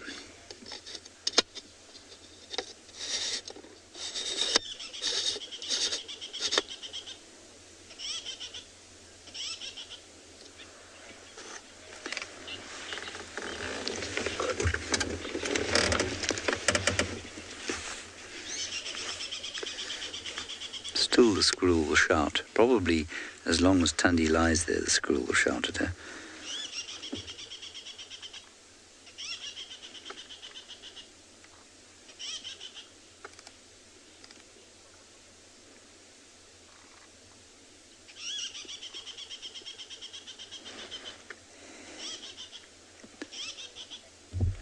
Sorry, I've just got to get back on the radio now. Go ahead.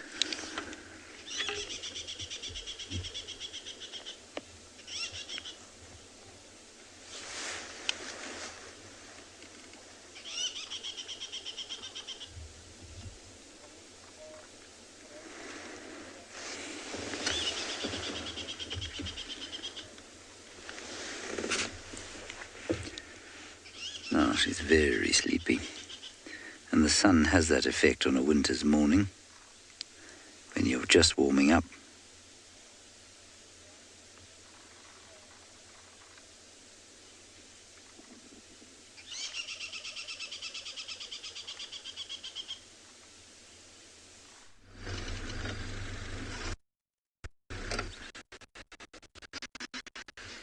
Managed to find a group of around 5 zebras or so, and you can have a look at the zebra in the back.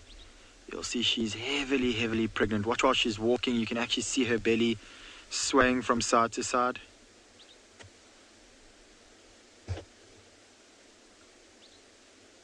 And I think that the zebra behind her is her old foal. It looks like a young male.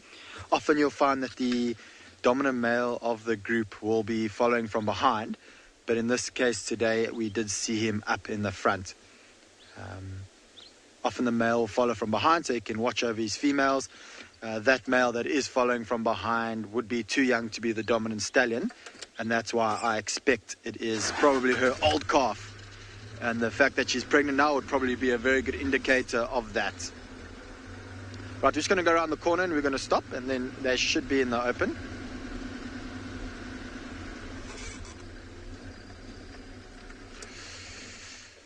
And there they go. So this road that they're busy following at the moment does head towards some water, and we've just come from a very large open area where I suppose that they slept last night and they've been feeding.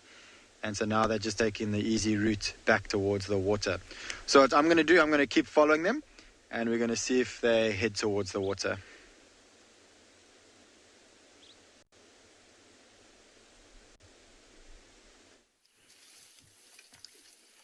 Right, we're right at the end of this elephant sighting. It's been really great to watch them come down the road, go to the water to have a drink, and now they're moving off to the rocky ridge to maybe feed on some different plants. But we've just got one elephant bull left. You can see the others are all disappearing down the animal pathways and towards the ridge.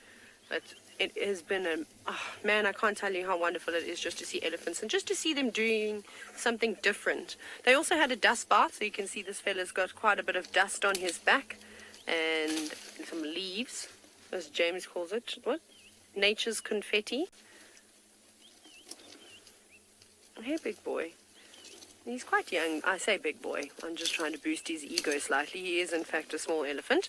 But he's got a broken tusk. And you can see it's like a sword now, like a knife. It's so sharp on the tip of that tusk. So it's a bit difficult for you to see because of all the branches from the sickle bush tree. But you'll see it there. Doesn't look like he's broken it that recently. Looks like those edges have been filed down, but when they do shatter a tusk like that, it's very, very sharp.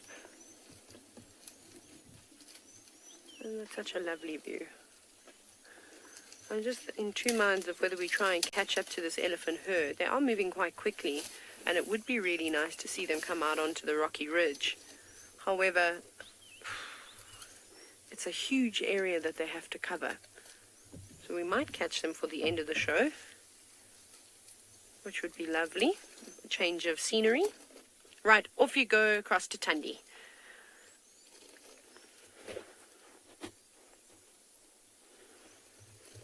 Great. Tundi is now wandering through the grasses. She's moved from her sunny spot. She gave us a bit of a yawn. And she's back on the hunt.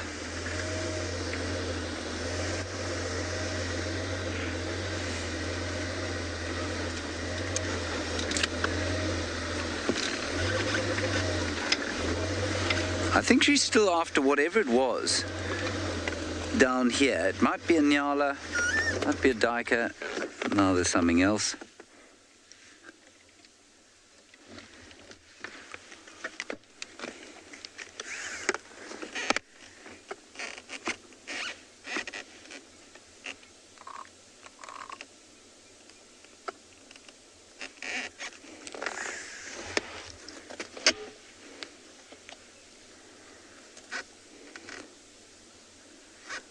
What's quite interesting to notice here is that if she was on a territorial patrol, she'd stick on game paths, human-made roads, and that sort of thing, but she's now avoiding any of those sorts of things.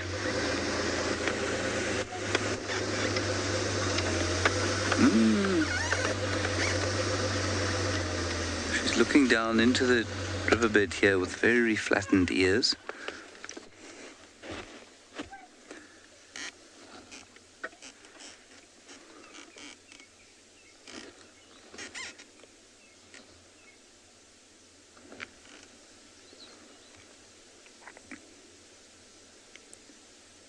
I wonder if there isn't a nyala herd down here that she spotted and is tracking. There's something behind her now. Something moved through the bush, but she hasn't worried about that.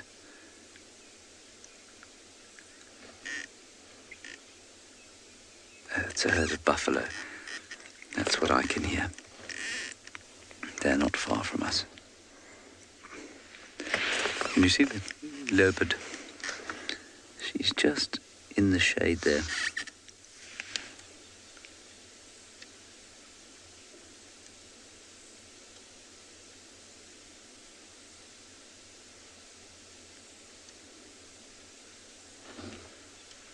Still can't see anything down below. And she's much more relaxed now. She's not in a stalking posture.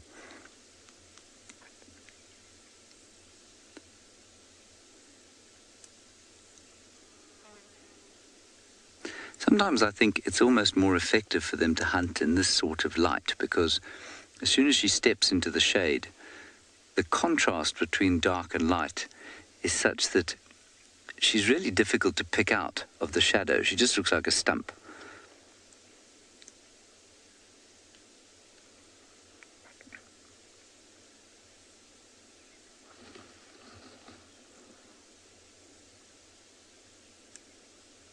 I imagine that her prey's eyes are perfectly well designed to discern stump from kitty. Christy, Djuma is not one leopard's territory. They don't understand our human property laws, obviously. And so Djuma just forms part of a territory of a number of leopards. Tundi's territory goes east into Torchwood, the reserve below, possibly a little bit south into a reserve called Little Gowrie, and even Chitwa. The western side of Djuma is used by a leopardess called Shidulu. The northern parts to the east and west actually used by a leopard called Klalamba. So Djuma isn't a leopard's territory.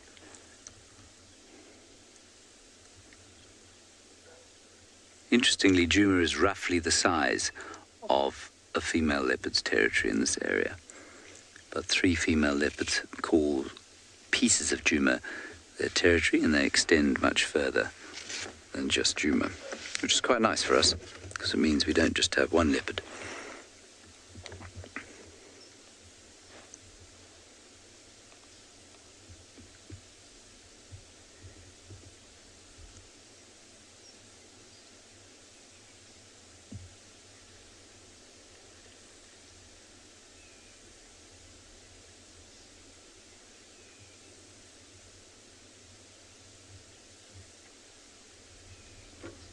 Just amazing how this change in the winter temperature, it's almost like it puts a blanket over the earth, which then goes to sleep.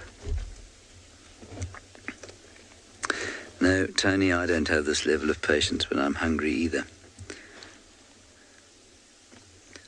I have been known to savage a meal very quickly. In fact, when David and I have at the breakfast table today, it will be very clear that we don't have anything like her patience.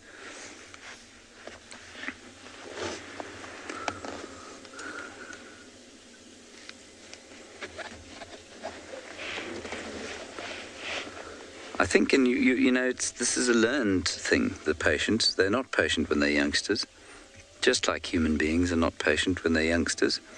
Some of us not when we're adults either.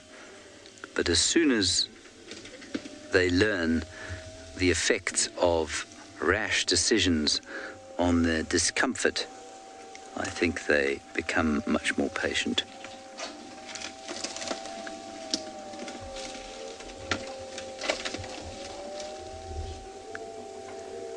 It's not a sudden tornado that's blown up, it's a vehicle from Cheetah Plains coming into the sighting.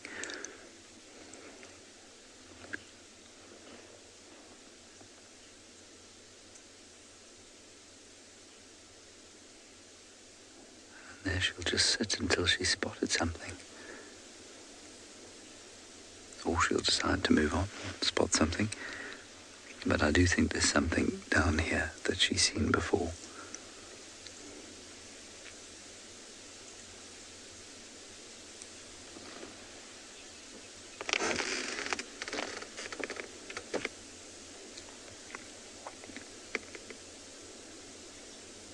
Katya, they use all their senses when they're stalking like this, and more than just smell, sight and hearing. They'll use their whiskers to, I suppose, reduce the amount of noise they make. They'll use feel on their toes to make sure that they don't snap sticks or crunch leaves as they walk.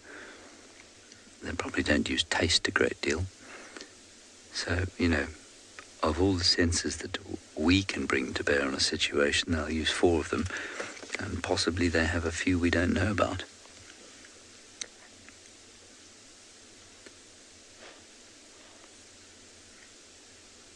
So she'll listen for the footfall or the scraping of fur against vegetation.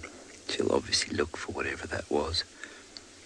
She'll try and smell her prey. Pick them up on the wind. I think once she's spotted them, though, the sense of smell becomes fairly secondary. But then when she's stalking, the sense of touch, massively important, because she has to move with complete silence.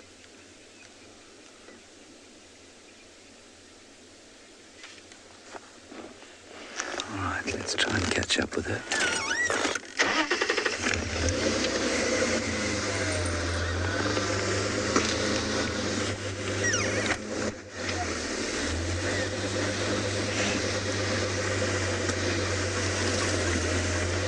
Try and stay this side of her, because I think whatever she's stalking is down in the riverbed there, and she's certainly following a line along the banks of the river. And by river I obviously mean dry stream.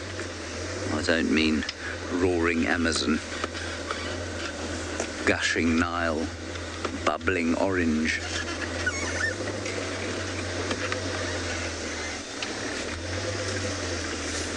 Pop out here on our left. You see her, Dov? Yep. Sorry, I'm just going to move a little bit more forward so that these guys can have a view.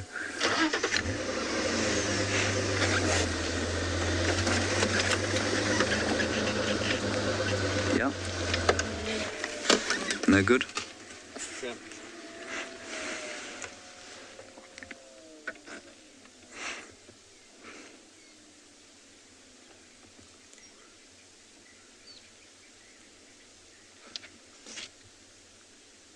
No, she really would be totally invisible to anything down below there. Also, of course, as anyone who's read anything about military history or attacks or defense or anything like that, you know you want to have height as an advantage. You don't want to be lower down than your quarry.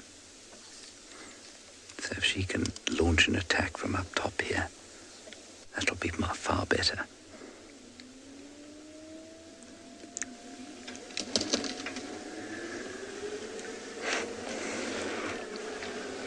She's just coming past the front of the car.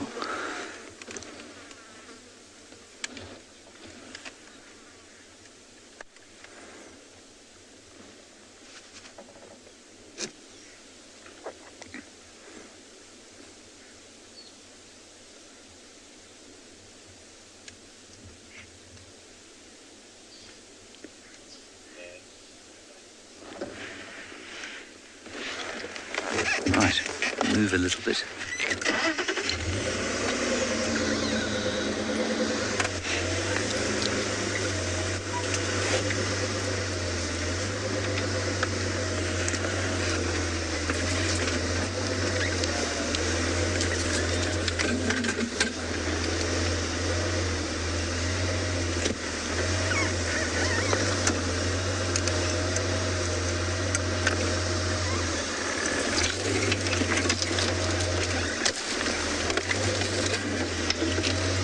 Just come on to Central and Woodpecker. Trust you'll see us from there.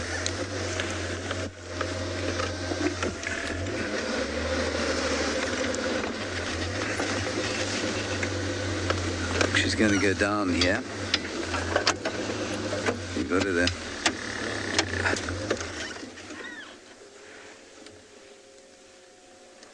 Still trying to see what on earth it is she's going for.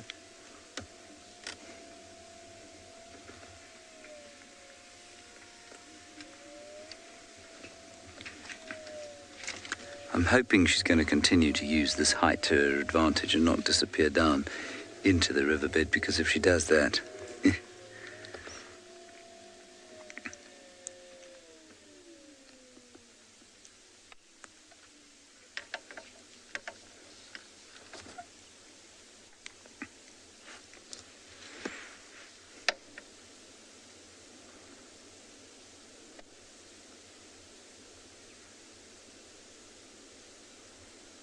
it's amazing how silent it goes.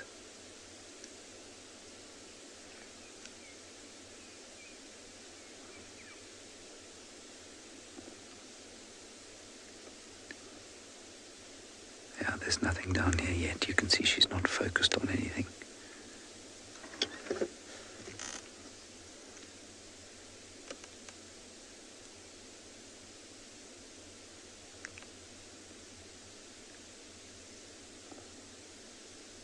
Something moving in the leaves, but it might just be leaves falling as the winter takes hold.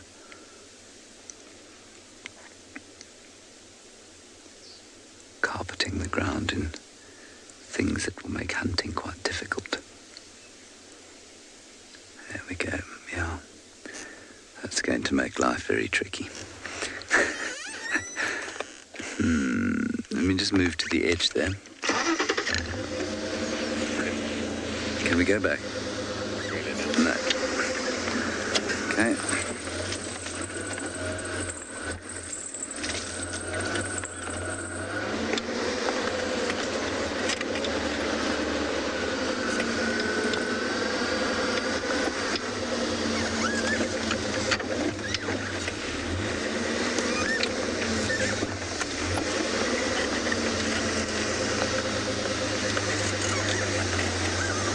You see a dog? Negative. No. So the viewing on the other other places has been absolutely incredible. It sounds like you're hunting leopards, and that's just absolutely awesome. Our meerkats are still here being meerkats. They've just moved a little bit further away to the end of their burrows now, and they're doing a lot of burrow maintenance. That is the direction that they actually left yesterday after we left. Veronica, meerkat habituator, watched them, and that's the so I think they're probably going to go foraging in that direction in the next couple of minutes. We're going to keep an eye on them in the meantime, but while we're doing that, I just want to show you a fun thing that we got here. We've been looking at this mother-in-law's tongue a couple of drives back, and I was showing you how you can make. I just made a very, very short stretch of rope, and Veronica's helped us do this, and she did it like super fast. It's incredibly strong.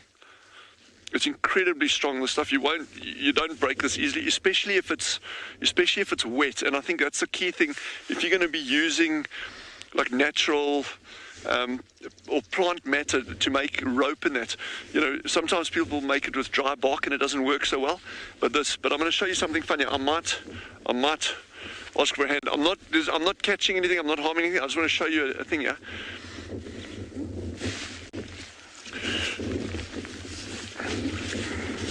Chandra, I might actually need you, but if I do, I'm gonna. It's gonna be a bit longer there. Actually, Chandra, won't you? I don't know. Are you gonna be able to do? I need a extra hand here. Sorry. So just bear with us 1 second. I'm just gonna need. Come around from my side. You're gonna need to give me a hand on this end over here.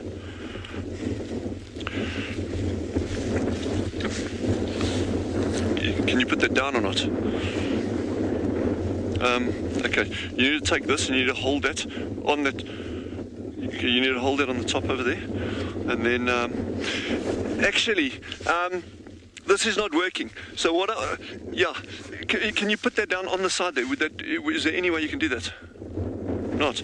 Okay, Chandra is not cooperating here, people. So I just need to break this to everyone. Okay, when you have a cameraman that doesn't cooperate, okay, it's very, very, very difficult to actually do anything.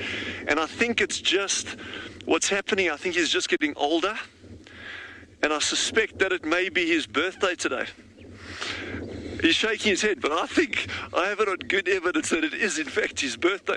So for those of you who want to wish Chandra a happy birthday, and you can even turn the camera around, Chandra, show them your pretty face. Come on.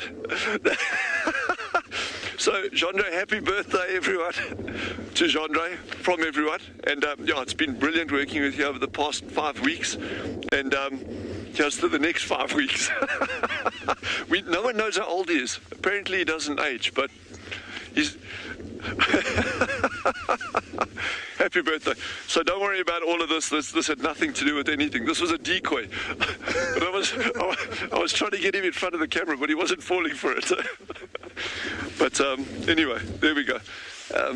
So the meerkats also say happy birthday to you, Chandra. And yeah, cool.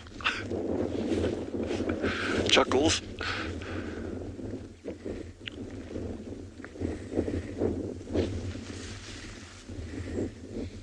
Yeah, these little meerkats are so relaxed, and they're actually becoming more and more relaxed the more time that we spend at this burrow system. When we first started working with this particular group, they were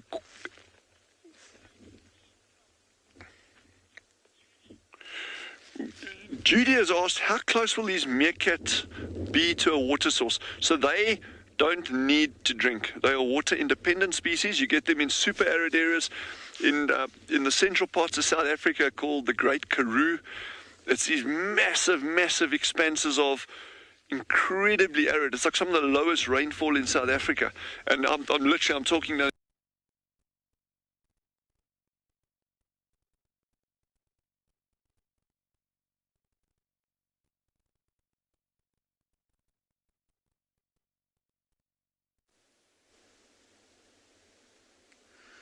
All right, so we've come here and we've just found some very, very fresh signs of a black rhino. Now have a look here. You can see the scrape marking over here. So what happened is maybe about 2 or 3 hours ago, this black rhino came and he defecated over here. I can see some very, very fresh dung. I did feel up next to it. It's not hot. And so he defecated here, kicked back a little bit, and then as he started to walk, he scraped his feet along here. And you can even see one of the trees that he just picked up, the red spike thorn, while busy scraping along. And so now this is a bit of a visual marking of his territory. But I've just found something very interesting. Have a look over here. Marcel, I'm not sure, can you see it from there? This is a millipede, everyone. So millipede, which would mean thousands of legs, which in fact they don't really have. A fully grown adult millipede will only have up to 200 legs, and when they're born, they'll be born with about 2 or 3 sets of legs. They're absolutely incredible creatures. And so he's come over here, or he or she, I don't know who it is, has come over here to look for some rotting plant matter. Now you'll see how it's rolled up. I think when I walked through here, it saw me and it got a little bit nervous and it rolled up into a ball. And that's one of the defense mechanisms that they have. They've got very soft bellies. And so by rolling up into the ball, they can protect their legs and their bellies from any bird that is trying to eat them. I've actually seen the African wild dog eat millipedes before, which is quite crazy. And the female will also roll up into a ball like that when the male wants to mate with her. And she'll roll up into the ball, and he takes his tiny little legs and he caresses her, almost gives her a millipede massage. And if she is interested, then she'll open up and he will transfer a sack of semen to her, and then she will pull that in with her legs, which is incredible. Now, these creatures are believed. So the gizmo, no, they do not bite. If it was a centipede, which is a little bit flatter and a little bit wider than this, they do bite, but these millipedes don't. And so like I was saying, is that scientists believe that this is the oldest land creature that walked the earth. Millions and millions of years ago, these were the first creatures to walk the land. And they have found some fossils to be over 6 feet long and 1 foot wide, which is absolutely massive. Now, it looks like a worm, and it isn't a worm. It is an arthropod, and so it is an exoskeleton invertebra, which is quite interesting. Although it looks like a worm, it isn't. There are some millipedes, to defend themselves or to ward off any threat, they'll roll onto their back and sort of wiggle like a snake, hoping to scare off whatever's trying to eat them. But I wonder where this millipede's busy moving to. When they do nest, if this was a female, and let's say she had been mated with, when she nests, she will dig into the ground and she will lay her eggs underneath the soil. In South Africa, we have a very interesting name for these, which comes from the local tribes in these areas. It's called a shongololo, which is one of my favorite words of all time. A shongololo. Growing up, I couldn't stop saying it. But I wonder if this millipede hasn't come here because it's picked up the scent of this black rhino dung, and you could see lots of plant matter over here, or branches that this black rhino has been feeding on. But that's pretty cool. So I think we're going to carry on. There's just a little bit of time left, and we're going to see what we can find up ahead. Wild Earth relies on support from viewers like you to carry on broadcasting our daily live shows. A small donation goes a long way in helping us on our mission to connect the world with nature. Please visit our support page to see how you can help and become part of the Wild Earth family. So I'm amazed. One of our colleagues has just been looking at a shongololo, apparently. Now, shongololo are these millipedes that, like the dead one with the 250 legs that we found. But just shows you that incredible difference between those areas and here. Now, we are right deep in the heart of winter. There's not a lot of insect life around. There's not a lot of, or any kind of like arthropods around and that. So even to find things like millipedes is, you know, in this area environment now alive is pretty amazing. Yeah, so I think I managed to answer that question just before we went offline there, and I do apologize. We had a little glitch in the comms there. But yeah, meerkats are water-independent species, so they don't need to drink. They're getting all of their water requirements from the prey that they're eating. But I just wanted to show you something quite interesting here. So this is deep sand that we're on. Well, we're assuming it's deep sand. These Kalahari sands can go down in some areas up to 300 feet, just over 300. That's over 100 meters of deep sand. But then where they've been excavating around the burrows, you're getting all these stone fragments popping out. And there's another one back over there. There's a couple scattered around here. So these particular fragments, they're not tools or anything, or not to my eye. They don't appear to be tools of any sort. But why I find this particularly interesting is that, well, these burrows are not going down very deep. They must be going down maybe a meter, probably at the most, and in narrow tunnels. And yet, they are unearthing stone fragments. So my question is this: what lies below where we are sitting here? You know, I think I'm going to go out on a limb here, and I'm going to guess that there's some kind of rocky outcrop below where we're sitting. And in many regards, it would actually make sense to me, you know, our proximity to the mountains over here, and then also we are sitting on this massive gradual bulge of sand rather than a dune. And that, to my mind, seeing things like this, looking at the lay of the land, how the sand is piled up in a really kind of like unusual way over a big area, I would guess that we are actually sitting on top of a small hill, like a rocky outcrop over here, that over millions of years the sand has just blown up over and around it. And these fragments are just an indication of what lies below us over here. So there's actually a whole lot more pieces here I see as well. So I think there's something really interesting going on just under the surface over here. And now the thing to me would be to start looking for actual stone flakes, any sign of human occupation. And if those of you who were with us when we were following the Xhosa meerkats initially, there we actually found stone flakes, proper stone flakes. So yeah, I think there's some, next time our archaeology researchers are on site, which will hopefully be in the next couple of months, I'll actually bring them out into these areas, and we'll just start doing a ground survey. In other words, not doing any digging. There's no disturbance in animal burrows or anything, but it's literally, we just walk with the students over these landscapes and we start documenting what we're finding. So stone flakes, pottery, grinding stones, anything like that. And I think that we're going to start turning up some really, really interesting stuff in this area. But it just shows, it's the small clues that can lead to something bigger. It doesn't necessarily mean that you have to see the actual thing that you're looking for, but all these little signs, clues, you know, that point to something, to a larger picture. It's all about the bigger picture out here. You know, everything's linked. A friend of mine actually sent me a really interesting question the other day, saying, well, talking about the Sengis and looking at meerkats, you know, but now I'm referring to Sengis in particular. They were saying, well, if you look at the four-toed elephant shrew we were talking about from the Pinda areas, and those are threatened or endangered, depending which species you're looking at. And then our Sengis, the bushveld elephant, the rock elephant, the round-eared, they're not, but they are still linked.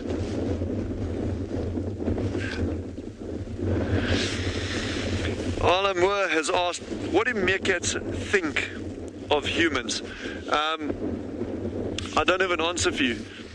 I would like to think that they don't mind humans, but yeah, I think if they knew what humanity was capable of, I think they may look at us in a slightly different light. Sometimes better, sometimes worse. But yeah, that's not for me to make that decision on what these meerkats think of people, if in fact they do think of people. Yeah, because, you know, then that becomes like a whole philosophical question. You know, what do they think of a warthog? You know, do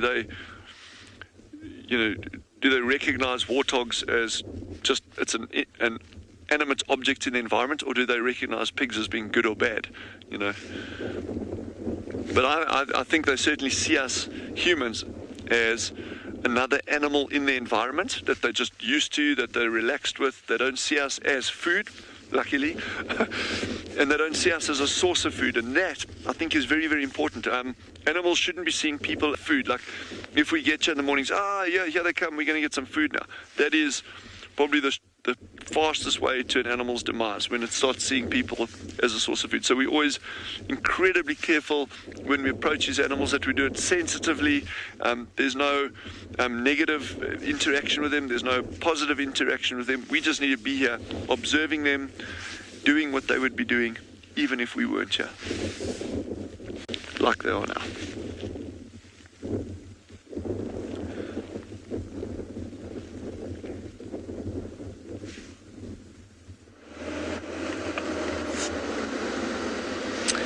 We are also doing what we're doing.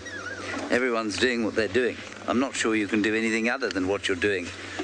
Now, we've managed to lose Tundi, I'm afraid, but there is a squirrel doing what the squirrel was doing earlier. So I think she's in this area. I think it's down here. Let me carry on down here. Very irritated squirrels down here. Let's just quickly pop our heads. We've come all the way around. We drove through it, up and down. Came up with nothing.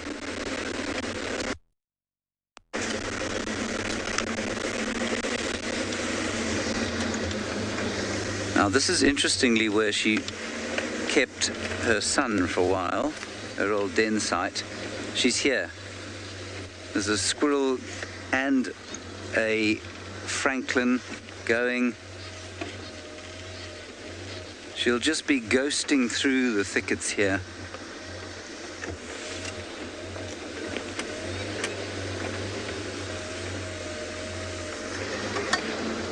Oh, I think we must be close. Let's just go and park up on this little hill and see if that gives us enough of a vantage.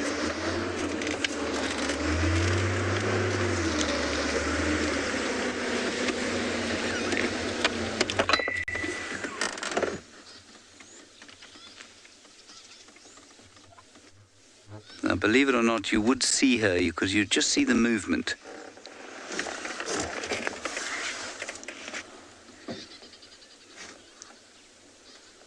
She's definitely in here somewhere.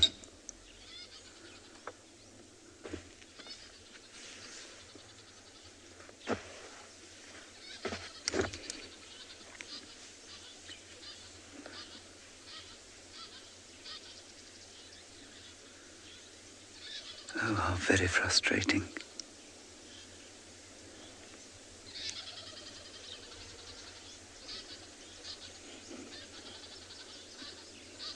Nothing, Dov? No.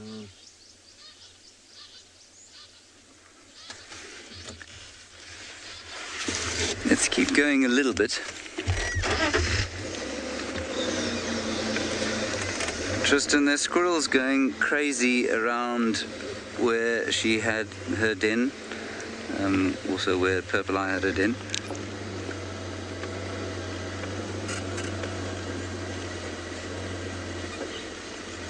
She's used a number of places around this area to stash her cubs over the years.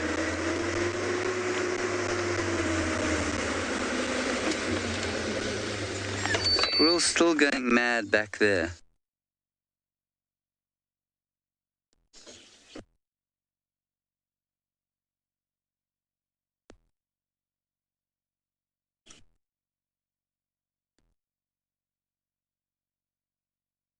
Copy that.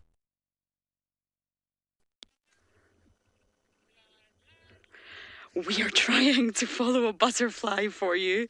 You can, yes, we did it. Well done, Beaks. I think this is an African monarch. Of course, the monarchs are very, very similar to the diadems, or the female diadems, sorry.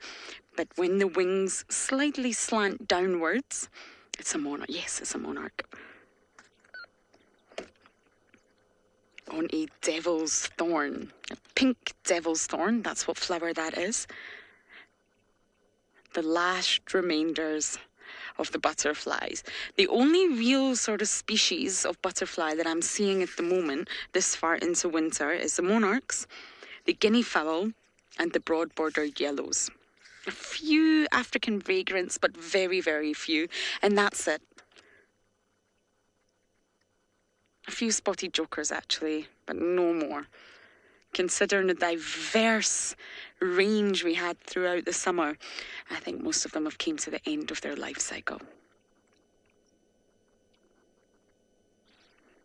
Trying to get the last sort of delicious remainder bits of nectars from the plants and flowers around. This one's very, very busy, BK. But we do have impala. Now, I've just received a message from one of you. Thank you so much. I was confused by our little duiker. And I tried to have a look through my binos, but I didn't quite make it because it appeared to almost look like something was wrong with the horns. Did you notice that, BK? It almost looked like it had a broken horn or 3 horns. I know that sounds really bizarre, and one of you have actually just messaged me to say you think it had 3 horns. So if any of you have fantastic screenshots, do send them to us, #WildEarth, and see if we can figure out what on earth was up with this little duiker. It did look bizarre. I see what it is you're referring to. Let's see if we can find some other screenshots. Now, the rutting season's really, really starting to die down. I see some males clinging on to their temporary harems and trying to be dominant and snorting away. But I really do think it's coming to an end now.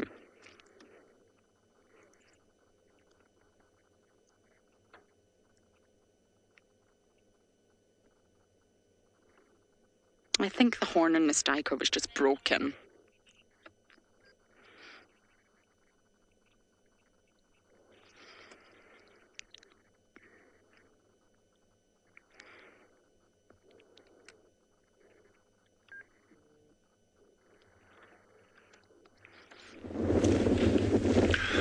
So these little meerkats are starting to move out.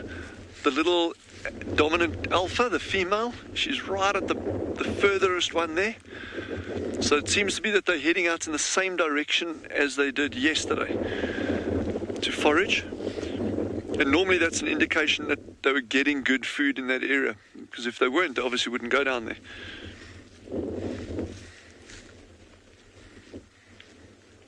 I'm just going to walk a little bit further around the front of them. They're super, super, super relaxed now. There's still one member of this group that is a little bit skittish, but over the coming weeks we're going to spend more and more time with them as those pups come out, and I think it's going to be an exceptional journey. I have no doubt in my mind about that. I think it's going to be worth every single second that we spend.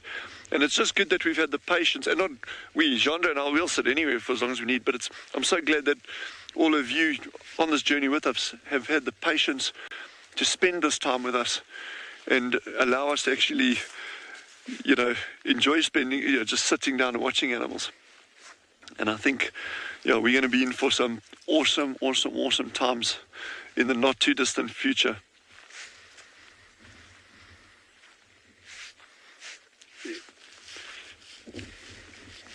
Right, well, we're going to spend a little bit more time here.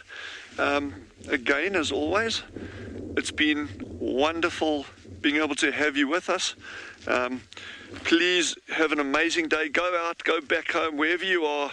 Go look at nature, spend time in it, learn about it, and we will see you again this afternoon. Stay safe and have fun.